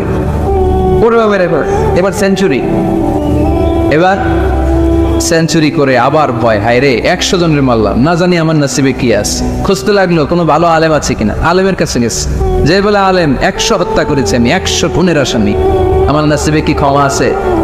আলেম বলে তুমি কি গুনাহ করছো মিয়া? তোমার গুনাহ যত বড় হোক, তোমার অন্যায় যত বড় হোক, তোমার পাপ যত বিশাল হোক, আমার আল্লাহর দয়া ভালোবাসা তার চাইতেও বিশাল। তুমি একটা ভালো জায়গায় যাও, এই এলাকাটা ভালো না, এখানে সব জালিমদারে বসবাস, তুমি ভালো মানুষদের এলাকায় চলে যাও, সেখানে যে তওবা করো, লোকটার অন্তরে ভয় এসেছে, তওবার নিয়ত করেছে, বাসায় যে কাপড় চোপড় ব্যাগের ভেতরে পড়ে ঘর থেকে বের হওয়ার সাথে সাথে মালাকুল মাউত এসে রূহ কবজ করেছে। ফাজাআত মালাইকাতুর রাহমাহ ওয়া মালাইকাতুল আযাব, রহমতের ফেরেশতারা আসছে, আযাবের ফেরেশতারা আসছে। রহমতের ফেরেশতারা বলে যেহেতু রিয়েলাইজেশন আসছে, ভালো পথে যাওয়ার ইন্টেনশন আসছে, আমরা রুম নিব। আযাবের ফেরেশতারা বলে না, এখনো তো ভালো হইতে পারে নাই, 100টা খুনের বিষয়টা সহজ না, 100 জন মানুষকে হত্যা করেছে, তার রূহটা আমরা নিয়ে সিজ্জিনে ঢুকাবো। রহমতের ফেরেশতারা বলে না, তার রূহটা আমরা নিয়ে ইল্লিনের ভেতরে ঢুকাবো। 2 দল ফেরেশতার মারামারি, 2 দল ফেরেশতা ঝগড়া লেগে গেছে, এরা বলে আমরা, এরা বলে আমরা, বেজাল আছে না নাই? আল্লাহ বলে ধাক্কা ধাক্কি আর ঝগড়ার দরকার নাই, ফিতা দিয়ে মাফো। ভালো এলাকাটা যে এলাকায় যাচ্ছিল, ওই এলাকাটা যদি কাছে হয় রহমতের ফেরেশতারা নিয়ে যাও, খারাপ এলাকা যদি কাছে হয় আযাবের ফেরেশতারা নিয়ে যাবা। খারাপ এলাকাটা কি কাছে নাকি অনেক কাছে? একেবারে কাছে, ঘর থেকে মাত্র বের হয়েছিল, ঠিক কিনা? আর ভালো এলাকা তো অনেক দূর। আল্লাহ জমিনকে আদেশ করলেন, ভালো এলাকাটা তুই সংকুচিত হয়ে কাছে চলে আয়, খারাপ এলাকাটা তুই দূর থেকে দূরান্তরে চলে যা। মেপে দেখা গেল যে খারাপ এলাকা অনেক দূরে, ভালো এলাকা একেবারে কাছে। রহমতের ফেরেশতারা তার রূহ নিয়ে জান্নাতে ঢুকিয়ে দিল। চিল্লায় পড়েন আল্লাহু আকবার। এজন্য তওবা যদি তওবার মতো করতে পারেন, চাওয়ার মতো যদি আল্লাহর কাছে চাওয়া যায়, সব গুনাহ মাফ করে দিবে কে? বিশ্বনবী বলেন, আমার আগের কোনো গুনাহ নাই, পরের কোনো গুনাহ নাই। লিয়াগফিরা লাকাল্লাহু মা তাকদ্দামা মিন যামবিকা ওয়া মা তাআখার। আল্লাহ বললেন, নবী আপনার কোনো গুনাহ নাই, আপনি মাসুম, নিষ্পাপ, নিষ্কলুষ, আপনার কোনো পাপ নাই, গুনাহ নাই, অন্যায় নাই। তারপরে বিশ্বনবী বলেন, ওয়াল্লাহি লা আস্তাগফিরুল্লাহ ওয়া আতুবু ফিল ইয়াউমি আকসার মিন 70 মাররা। প্রতিদিন আমি বিশ্বনবী 70 বারেরও বেশি আল্লাহর কাছে তওবা করি। কয়বারের বেশি? কোনো গুনাহ আছে? কোনো পাপ আছে? কোনো অন্যায় জীবনে করেছে? উনি যদি প্রতিদিন করে 70 বার, আমাদের করা দরকার কয়বার? হ্যাঁ, 70,000 বার। আচ্ছা, আমরা করি কয়বার? কয়বার করি? বছরে করি না 70 বার, ঠিক কিনা? আওয়াজ করে সবাই তওবা পড়েন, পড়েন আস্তাগফিরুল্লাহ, আবার পড়েন আস্তাগফিরুল্লাহ, আবার পড়েন আস্তাগফিরুল্লাহ। আপনার তওবা, আপনার ইস্তেগফার আপনি নিজেই পড়বেন। অনেকে বলে ইমাম সাহেব না আনলে তওবা পড়া যাবে না, আছে না নাই? হুজুরের সাথে তওবা পড়াইতে হয়। আপনাদের কক্সবাজারে আলহামদুলিল্লাহ এগুলা নাই না? বেশি না, আপনার তওবা আপনি করবেন, আপনি অনুতপ্ত হবে। আপনি ডাকতে দেরি, আল্লাহ ডাকে সাড়া দিতে দেরি হয় নাই। ওয়াইদা সাআলাকা ইবাদি আন্নী ফাইন্নী করিব, যখন জিজ্ঞেস করে আমি কোথায়, নবী আপনি বলে দেন আমি কাছে। আল্লাহ কাছে না দূরে? আল্লাহর কাছে কোনো ভায়া হয়ে যাওয়া লাগে, কোনো কেরানি হয়ে যাওয়া লাগে না, কোনো মাধ্যম হয়ে যাওয়া লাগে আল্লাহর কাছে? আল্লাহ বলে ডাকলেই আল্লাহ ডাকে শোনা দেয়। চিল্লায় বলেন ঠিক কিনা? আল্লাহ বললেন, যদি আমার কাছে আসতে চাও 1 বিঘত, আমি আসি 2 বিঘত। যদি আমার কাছে আসতে চাও 1 হাত, আমি আল্লাহ আসি 2 হাত। যদি আমার কাছে হেঁটে হেঁটে তুমি বান্দা আসতে চাও, আমি আল্লাহ তোমার দিকে দৌড়ে দৌড়ে যেতে চাই। তুবু ইলাল্লাহি তাওবাতান নাসুহা, তওবার মতো তওবা কর। তওবার মতো তওবা করলে সব গুনাহ মাফ করে দিতে পারে কে? তাহলে মুমিন বান্দার প্রথম গুণ হচ্ছে আত-তাইবুনা। প্রথম গুণটা কি? আত-তাইবুনা। সবাই পড়ে, আবার পড়েন আত-তাইবুনা। তওবার 5টা শর্ত আছে। কয়টা? আরো জোরে বলেন কয়টা? 1 নাম্বার হচ্ছে অ্যাকনলেজমেন্ট, স্বীকার যাইতে হবে যে আল্লাহ আমি সবচেয়ে বড় গুনাহগার। কি গুনাহ করছেন আপনি জানেন না? এগুলো স্বীকার করেন, একটার পর একটা লিস্ট করে আল্লাহর শোনান, যদিও আল্লাহ সব জানে, ঠিক কিনা? আপনি বলেন, আল্লাহ আমি এই পাপ করেছি, আল্লাহ আকাশের নিচে জমিনের উপরে আমার চাইতে বড় গুনাহগার আর কেউ নাই, এমন কোনো পাপ নাই যেটা আমি করি নাই। আল্লাহ আমি ছাড়া তোমার গোলামের অভাব নাই, কিন্তু তুমি ছাড়া আর একটা রব আমার নাই, ঠিক কিনা? এভাবে আল্লাহরে বলেন, অ্যাকনলেজমেন্ট, স্বীকারোক্তি, আল ইকরার, স্বীকার জান যে আপনি গুনাহগার, আপনার চাইতে বড় গুনাহগার এই তল্লাটে দ্বিতীয়টা নাই। 2 নাম্বার হলো রিপেন্টেন্স, অনুতপ্ত হন, চোখের পানি ছাড়েন, মাফ করে দিবে কে? সাইয়েদনা আদম আলাইহিস সালাম ভুল করলেন, ক্ষমা চাওয়ার সময় এই 2টা কাজ তিনি আগে করলেন। প্রথমে তিনি স্বীকার গেলেন তিনি ভুল করেছেন, তারপরে তিনি অনুতপ্ত হলেন। আমরাও যদি ভুল করি কেমন করে আল্লাহর কাছে ক্ষমা চাইতে হয় সেই দোয়াটা আমাদের জন্য রেখে গেলেন। পড়েন, রব্বানা যালামনা আনফুসানা ওয়া ইল্লাম তাগফির লানা ওয়া তারহামনা লানাকুনান্না মিনাল খাসিরিন। ও আমাদের রব, জুলুম করেছি নফসের উপর, তুমি যদি মাফ না করে দাও আমরা ক্ষতিগ্রস্তদের অন্তর্ভুক্ত হয়ে যাব, আমরা খাসিরিনদের ভেতর শামিল হয়ে যাব, ঠিক কি না? তাহলে প্রথমে গেল অ্যাকনলেজমেন্ট, স্বীকারোক্তি, স্বীকার করবেন। ওযু করে জায়নামাজটা বিছিয়ে দিয়ে স্বীকার করেন যে আল্লাহ আমার চেয়ে বড় পাপী কেউ নাই, চোখের পানি ছেড়ে অনুতপ্ত হন। 3 নম্বরে স্টপ। 3 নম্বরে কি? সবাই বলেন, স্টপ মানে কি? থামেন, আর না, অনেক আগ বাড়ছে, এবার একটু থামেন। যেই পাপটা করেছিলেন ওটা থামায় দেন। নাকি ঘুষ খাইতেছেন, সকালে ঘুষ খাইয়া বিকালে মাফ চাবেন, বিকালে ঘুষ খাই আবার রাতে মাফ চাইনি, এটা আল্লাহর সাথে গেম খেলা হয়ে যায়, ঠিক কিনা? আল্লাহর সাথে গেম খেলা যাবে? আল্লাহর সাথে কৌশল করা যায়? সব কৌশলীর বড় কৌশলী কে? কেউ যেটা পারে না, পারে কে? স্টপ, থামেন। To stop what you have committed from sins, যে পাপ আপনি করেছেন এটা থামায় দেন, আর ওটা করা যাবে।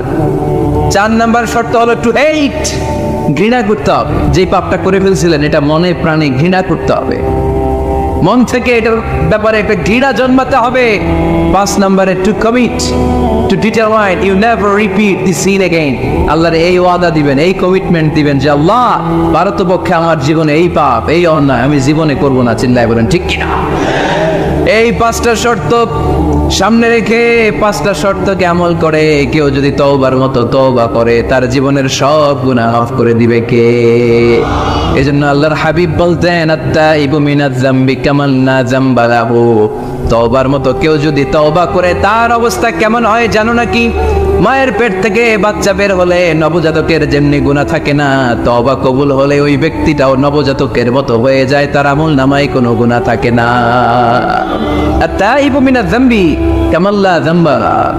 কেউ যদি তওবার মতো তওবা করে তখন তার অবস্থা এমন হয়ে যায় যে তার আমল নামায় আর কোনো গুনাহই থাকে না। চিল্লায় বলেন ঠিক কিনা? তাহলে মুমিন বান্দার প্রথম গুণ হচ্ছে আত্তাইবুনা। আওয়াজ করে বলেন প্রথম গুণ কি? আরো জোরে বলেন প্রথম গুণ। যে কোনো সময় আপনি আল্লাহরে ডাকবেন, আল্লাহ শুনবে 24/7, কোনো বন্ধ নাই। বারবার চাইলে আল্লাহ খুশি হয়। দুনিয়ার নিয়মের উল্টো, এ দুনিয়াতে কারো কাছে বারবার চাইলে খুশি হয় না, রাগ হয়। আমি হুজুরের কাছে গেলাম, হুজুর আমার একটু টাকা পয়সার সমস্যা, 500 টাকা দেন। হুজুর দিলেন। 7 দিন পরে আবার, হুজুর একটু সমস্যা আছে, 500 টাকা। হুজুর লজ্জায় পড়ে দিলেন। তার 7 দিন পর, হুজুর আমি একটু বিপদে আছি, 500 টাকা দেন। ওই দিন মনে মনে ভাববে ঘটনা কি, সমস্যা কি? তাও লজ্জায় পড়ে দিয়ে দিল। তারপরের বার গেলে দিবে, লাঠি দিয়ে দৌড়ানি দিবে। কি পাইছো তুমি? কি পেয়েছো? 7 দিন পর 500 টাকার আবদার। তার মানে এই পৃথিবীতে কোনো বিষয় নিয়ে কারো কাছে বারবার যাওয়া যায় না, বারবার চাওয়া যায় না। চাওয়া যায়? ডিসি সাহেবের কাছে গেছেন, কক্সবাজার জেলার ডিসি সাহেবের কাছে একটা ইস্যু নিয়ে, উনি দিলে। 2 দিন পরে আবার গেলে, দিলে। তারপরে আবার গেলে, দিল। তারপরে দিবে? আর বারবার কারো কাছে এইভাবে যাওয়া যায়? একটা লজ্জার বিষয় আছে না? নেই? আল্লাহর হাবিব সাল্লাল্লাহু আলাইহি ওয়াসাল্লাম খুব লাজুক ছিলেন। 50 ওয়াক্ত সালাত মেরাজের রাতে গিফট পেলেন রবের কাছ থেকে। কয় ওয়াক্ত? সবাই বলেন কয় ওয়াক্ত? উপর থেকে নেমে আসার সময় সাইয়েদনা মুসা আলাইহিস সালামের সাথে দেখা। মুসা আলাইহিস সালাম বললেন, কি পেয়েছেন?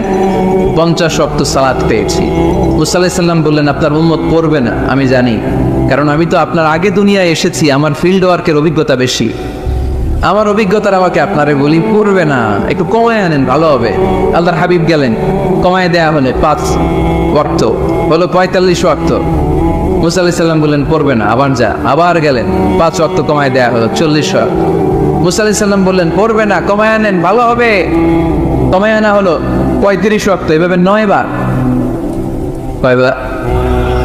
5 নং 45 ওয়াক্ত কমিয়ে 5 ওয়াক্ত দেয়া হলো। আল্লাহর হাবিব এবার খুব খুশি, কমায় আনছি আর 5 ওয়াক্ত নিয়ে যখন সাইয়েদনা মুসা আলাইহিস সালামকে ক্রস করছেন, সাইয়েদনা মুসা আলাইহিস সালাম বললেন কি খবর, কত পাইলেন? 5 ওয়াক্ত। মুসা আলাইহিস সালাম বলে এইটাও পড়বে না। পড়ি 5 ওয়াক্ত আমরা পড়ি।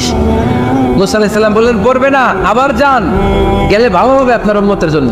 আল্লাহর হাবিব বললেন কত যাওয়া যায়, আর কত? আস্তাহি মির রাব্বি, আমার যেতে শরম লাগে, আবার যেতে আমার কি লাগে? সহিহ বুখারীর বর্ণনা, আস্তাহি মির রাব্বি, আমার যেতে লজ্জা লাগে। তার মানে বারবার চাইতে মানুষের লজ্জা লাগে, কারো কাছে বারবার যাওয়া যায় না, ঠিক কি না? কিন্তু আল্লাহর হাবিব বললেন ইন্নাহু মান লাম ইয়াসআলিল্লাহ ইয়াগদাব আলাইহি, যে ব্যক্তিটা আল্লাহর কাছে বারবার চায় না, তারে আল্লাহ পছন্দ করে না। বরং বারবার যে আল্লাহর কাছে যায়, বারবার যে চায়, বারবার যে কাঁদে, বারবার যে ক্ষমা চায়, তারে আল্লাহ পছন্দ করে। সুবহানাল্লাহ। এজন্য দুনিয়ার নিয়মের উল্টো, দুনিয়ায় বারবার যাওয়া যায় না, দুনিয়ার বুকে বারবার চাওয়া যায় না, কিন্তু আল্লাহর কাছে বারবার গেলে, বারবার চাইলে আল্লাহ এই বান্দার উপর বেশি খুশি হয়ে যায়। সুবহানাল্লাহ। 24/7, সব সময়, সপ্তাহের 7 দিন, দিনের 24 ঘন্টা, মাসের 30 দিন আপনারা ক্ষমা করার জন্য আল্লাহ বসে আছে, কিন্তু ক্ষমাটা চাওয়ার সময়টা আমাদের নাই। শেষ সাথে প্রথম আকাশে আল্লাহ মনোনিবেশ করে ডাকতে থাকেন আলামিন মুস্তাগফিরিন আগফিরা, কার ক্ষমা লাগবে ক্ষমা চাও, ক্ষমা করে দেন। আলামিন মুস্তারজিকিন আরজুকালা, কার রিজিকের দরকার রিজিক দিয়ে দেন। আলকামা, মৃত্যু সজ্জায় পড়ে আছে কিন্তু মুখ দিয়ে কালেমা বের হয় না। বিশ্বনবী ওনার সাহাবা সাইয়েদনা বেলাল রাদিয়াল্লাহু তাআলা আনহুকে পাঠালেন, বললেন বেলাল যাও, আলকামা মৃত্যু সজ্জায় পড়ে আছে, লাকিনু মাউতাকুম লা ইলাহা ইল্লাল্লাহ।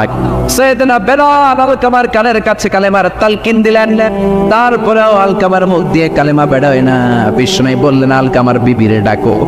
সাইয়েদনা আলকামার ওয়াইফ চলে আসলো। আলকামার বিবি, তোমার স্বামী আলকামা কেমন ছিল?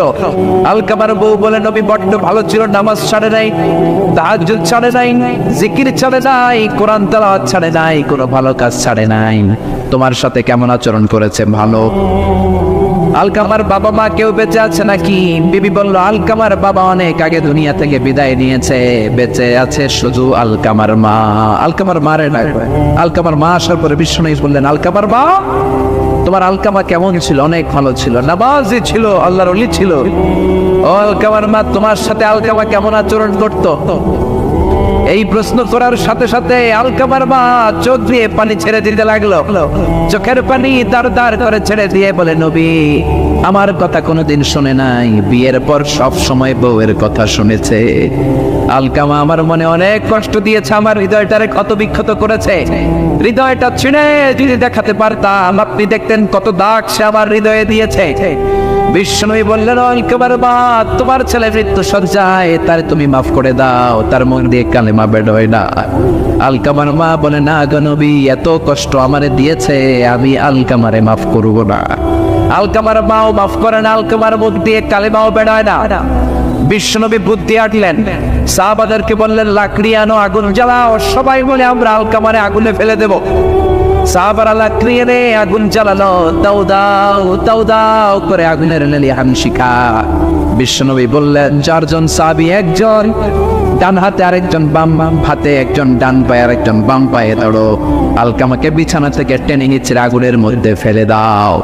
এমন দৃশ্যের অবতারণা যখন হলো, আলকামার মা বিশ্বনবীর পায়ের কাছে জড়িয়ে দিয়ে ধরে বলে ও নবী, আলকামারে আগুনে ফেলবেন না। আলকামা আমার নাড় ছেড়ে দান, আমার কলিজার টুকরা, এত কষ্ট করে আলকামারে মানুষ করেছি, আগুনে ফেলার জন্য না। যদিও আমার মনে অনেক আঘাত দিয়েছে, অনেক কষ্ট দিয়েছে গো নবী, জান গো নবী, এই মুহূর্তে আমি আমার আলকামাকে মাফ করে দিলাম। আলকামার বাপ সাহাবার বিশ্বনবীর সামনে দাঁড়িয়ে যখন ছেলেকে ক্ষমা করে দেওয়ার ঘোষণা দিল, সব সাহাবীদের সামনে আলকামা চিৎকার দিয়ে পড়তে শুরু করলো, লা ইলাহা ইল্লাল্লাহু মুহাম্মাদুর রাসূলুল্লাহ সাল্লাল্লাহু। এজন্য মার সাথে বেয়াদবি করলে যত বড় হাজী সাহেবই হন না কেন, আপনার মুখ দিয়ে মনে রাখে কালেমার টুকুও বের হবে না। চিল্লায় বলেন ঠিক কি না? কেউ যখন মৃত্যু সজ্জায় পড়ে যায়, বিশ্বনবী বলেছেন তার কানের সামনে দাঁড়িয়ে পড়তে আরম্ভ করো, লা ইলাহা লা ইলাহা ইল্লাল্লাহু মুহাম্মাদুর রাসূলুল্লাহ সাল্লাল্লাহু আলাইহি ওয়াসাল্লাম। যখন আপনার চাচা, আপনার নানা, দাদা মৃত্যু সজ্জায় কানের সামনে যেয়ে পড়বেন, কি পড়বেন? লা ইলাহা ইল্লাল্লাহ। ওনারা জোরাজুরি করবেন না, চাচা পড়েন পড়েন, লা ইলাহা পড়েন না, চাপাচাপি করবেন না, কারণ মৃত্যুর একটা কষ্ট আছে না নাই? উনি এমনি আছে একটা প্রেশারের মধ্যে, মালাকুল মাউতকে দেখে এমনি ভয় পেয়ে গেছে। আপনি যদি বারবার চাপাচাপি করেন, লা ইলাহা পড়েন, উনি যদি বলে বসে না বলুন না, বেজাল আছে না নাই? এজন্য চাপাচাপি করবেন না, কানের সামনে বসে বসে খালি পড়বেন লা ইলাহা ইল্লাল্লাহ, লা ইলাহা ইল্লাল্লাহ, লা ইলাহা ইল্লাল্লাহ। দেখবেন ওনার জবান থেকে লা ইলাহা বেরিয়ে যাবে, ঠিক কি না? এজন্য বাবা মার সাথে ভালো আচরণ করবেন। বাবা মা যদি হিন্দু হয়, বৌদ্ধ হয়, খ্রিস্টানও হয় কিংবা নাস্তিক হয়, তারপরে মা বাবার সাথে ভালো আচরণ করতে হবে। বাংলাদেশে এরকম অনেক হয়েছে, হিন্দু ফ্যামিলির ছেলে মুফাসসির কোরআনের হাতে হাত রেখে কালিমা পড়ে মুসলমান বেঁচে আছে না নাই? বাংলাদেশে এরকম মুফাসসির ছিল না যে মুফাসসিরের হাতে হাত রেখে চাকমা মুসলমান হয়েছে, কালিমা পড়ে হিন্দুরা মুসলমান হয়েছে, নাস্তিকরা আস্তিক হয়েছে? ছিল না, ছিল না, ছিল না। অনেক হিন্দু ছেলে মুফাসসিরের হাতে হাত রেখে কালিমা পড়ে মুসলমান হয়, কিন্তু হিন্দু ছেলেটার বাবা মা মুসলমান হয় নাই, আছে না নাই? তো বাপ মা যদি হিন্দু থাকে খারাপ আচরণ করা যাবে না? হিন্দু হোক, বৌদ্ধ হোক, খ্রিস্টান হোক, নাস্তিক হোক, বাবা মা তোমার বাবা মা, তাদের দোয়া ছাড়া, আশীর্বাদ ছাড়া তুমি জীবনে কিচ্ছু করতে পারবে না। চিল্লায় বলেন ঠিক কি না? সাইয়েদনা ইব্রাহিম আলাইহিস সালাম, সাইয়েদনা ইসমাঈল আলাইহিস সালাম আর হাজারকে মক্কার মরুপ্রান্তরে রেখে দিয়ে চলে গেলেন। দীর্ঘদিনের ব্যবধানে হাজার মারা গেল। আমরা ওনারা ডাকি বিবি হাজেরা, কিন্তু বুখারীর বর্ণনায় ওনার নাম হাজার। সাইয়েদনা ইসমাঈল বড় হতে লাগলেন। বুখারীর বর্ণনা, জুরহুম গোত্রের একটা মেয়েকে বিয়ে করে সুখের সংসার শুরু করলেন। আল্লাহ সাইয়েদনা ইব্রাহিম আলাইহিস সালামকে ওহী করে জানালেন। সাইয়েদনা ইব্রাহিম আলাইহিস সালাম আল্লাহর আদেশ পেয়ে সাইয়েদনা ইসমাঈল আলাইহিস সালামের বাড়িতে যাচ্ছেন দেখা করার জন্য। শুনতেছেন? আপনাদের মনোযোগ আছে না গেছে? আছে, আছে, আছে। তাকবীর দেন তো দেখি, লিল্লাহি তাকবীর। যে দেখে কলিজার টুকরা ছেলে ইসমাঈল আলাইহিস সালাম ঘরে নাই, আছে তার স্ত্রী, সালাম দিলেন। আমি বুখারী শরীফ থেকে প্রামাণ্য দলিল বঙ্গানুবাদ করে শোনাচ্ছি। আসসালামু আলাইক। ভেতর থেকে কর্কশ গলার একটা মেয়ে উত্তর দিল, ওয়া আলাইকাস সালাম। সাইয়েদনা ইব্রাহিম বললেন, কাইফা হালুকি ইয়া উম্মি, মা তুমি কেমন আছো? মেয়েটা কয়, বেশি সুবিধা। বিশ্বনবীর মায়ের নাম কি? তোরা দেখে যা আমিনা মায়ের কোলে, তোরা দেখে যা আমিনা মায়ের কোলে, মধু পূর্ণিমারি শেখা চাঁদ দোলে, যেন উষার কোলে রাঙা রবি দোলে। তোরা দেখে যা আমিনা মায়ের কোলে, কুল মখলুকে আজিজ বনি ওঠে কে এলোই, কালেমা শাহাদাতের বাণী ঠোঁটে কে এলোই, পড়ে দুরুদ ফেরেশতা বেহেশতের দুয়ারে খোলে। তোরা দেখে যা আমিনা মায়ের কোলে, ঠিক কি না? বিশ্বনবী জন্মের আগে বাবা আব্দুল্লাহকে হারালেন। 6 বছর বয়সে বিশ্বনবী জনম দক্ষিণী মাকে হারালেন। বিশ্বনবী যখন হুদাইবিয়ার উমরা করতে যান, 1400 সাহাবাকে নিয়ে আবওয়া নামক জায়গায় বিশ্বনবীর মায়ের কবরের সামনে দাঁড়িয়ে আল্লাহর কাছে অনুমতি চাইলেন, আল্লাহ আমি আমার মায়ের কবরটা জিয়ারত করতে চাই, অনুমতি দাও। আল্লাহ বললেন, অনুমতি দিলাম। বিশ্বনবী 1400 সাহাবাকে নিয়ে বললেন, ও সাহাবা, এই যে টিলা দেখা যায় এইটাই আমি বিশ্বনবীর মায়ের কবর। আল্লাহু আকবার। এইখানে শুয়ে আছে আমার জনম দক্ষিণী মা আমিনা। আল্লাহ আমাকে অনুমতি দিয়েছে কবর জিয়ারতের।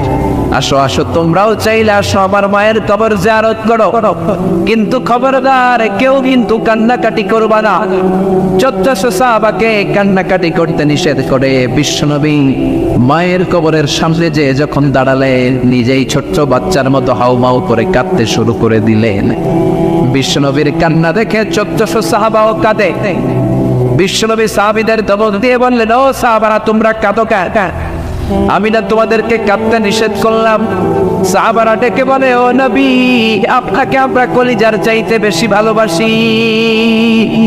আপনার চোখ দিয়ে যদি টাপ টাপ করে পানি নামতে দেখি, আমরা আমাদের চোখ দুইটা শুকনা রাখতে পারি না।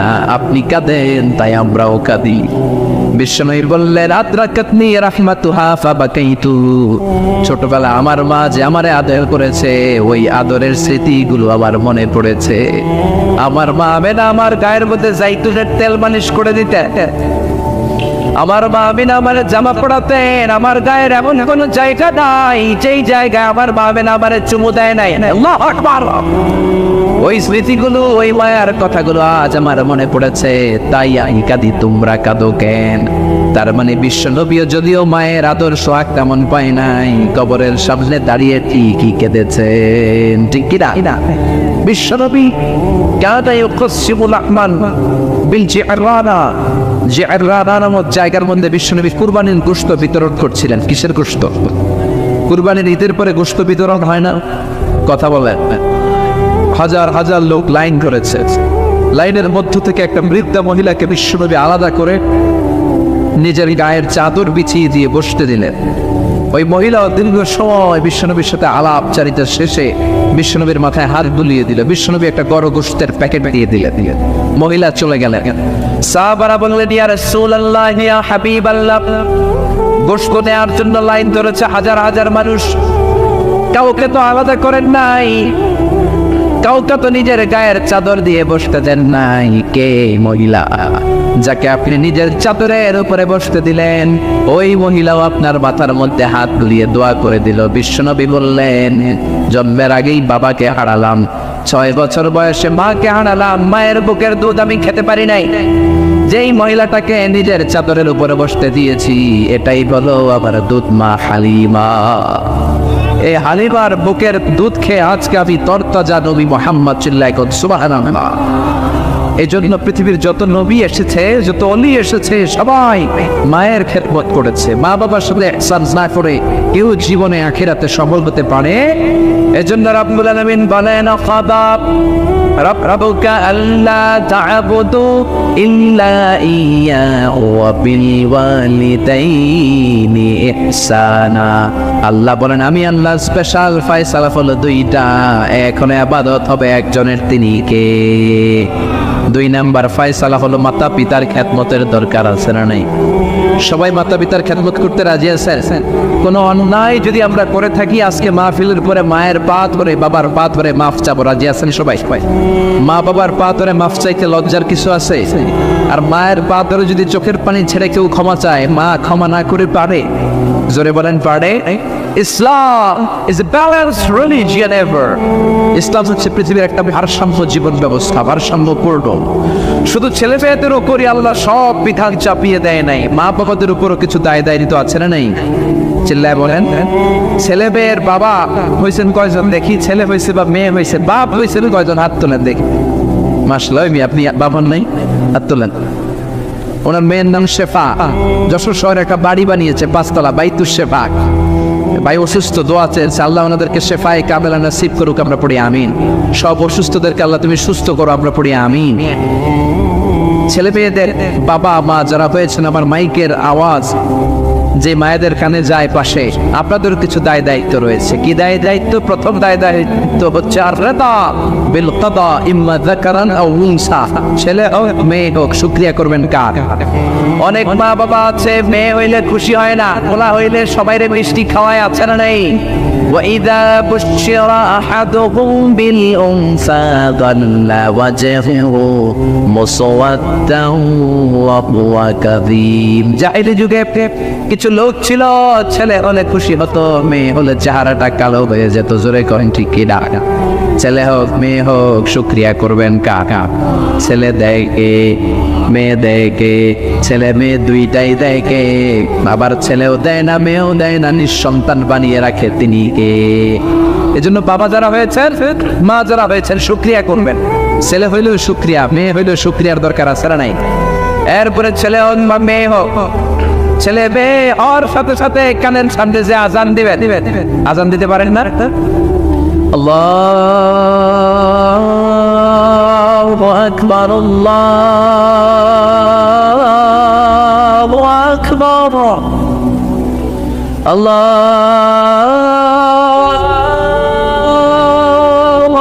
আকবার। আল্লাহু আকবার পড়বেন না? ছেলে মেয়ে হইলে নিজেই আজান দেন। আমাদের দেশে ছেলে হইলো মেয়ে হইলো ইমাম সাহেবের কাছে যায়, আছে না নাই? খতিব সাহেব ডাকে, মুয়াজ্জিন ডাকে। কেন? আপনার ছেলের এই উৎসবটা আপনি সেলিব্রেট করেন, আপনি আজান দেন। বিশ্বনবীর বড় নাতির নাম ছিল হাসান। কি ছিল? বিশ্বনবীর বড় নাতির নাম ছিল হাসান। হাসান যখন ফাতেমার গর্ভে এসেছে, যেদিন ডেলিভারি বেন, বিশ্বনবী নিজে হাসানের কানে আজান দিয়েছে। আপনি বাবা, ছেলে হয়েছে কিংবা মেয়ে, যে কানের সামনে আজান দেন, রাজি আছেন তো? ইমাম সাহেবের জন্য বসে থাকবেন না, নিজেই আজান দিবেন। এরপরে ছেলে কিংবা মেয়ের বয়স যখন 7 দিন হয়, ছেলে মেয়েদের আকিকা দিয়ে দেন। কুল্লু গুলামিন রাহিনাতুন বিআকিকা তুযবাহু আনহু ইয়াওমা সাবিআইহি। 7ম দিনে দিবেন। 7ম দিনে আকিকা দেওয়া সুন্নাত। আমাদের অনেকে পরে দেয়, কুরবানির সাথে দেয়। আগে দিতে পারে নাই, পরে দিলে আল্লাহ আদায় করে নিবে, কবুল করে নিবে। কিন্তু সুন্নাহর উপর আমল হচ্ছে 7ম দিনে দেয়া। কোন দিনে? কথা বলেন। খাসি দিবেন, এগুলো বিতরণ করে দিবেন, নিজেরাও খাবেন, বরকত দিবে কে? তার মানে 7ম দিনে আকিকা দিবেন। 7ম দিনে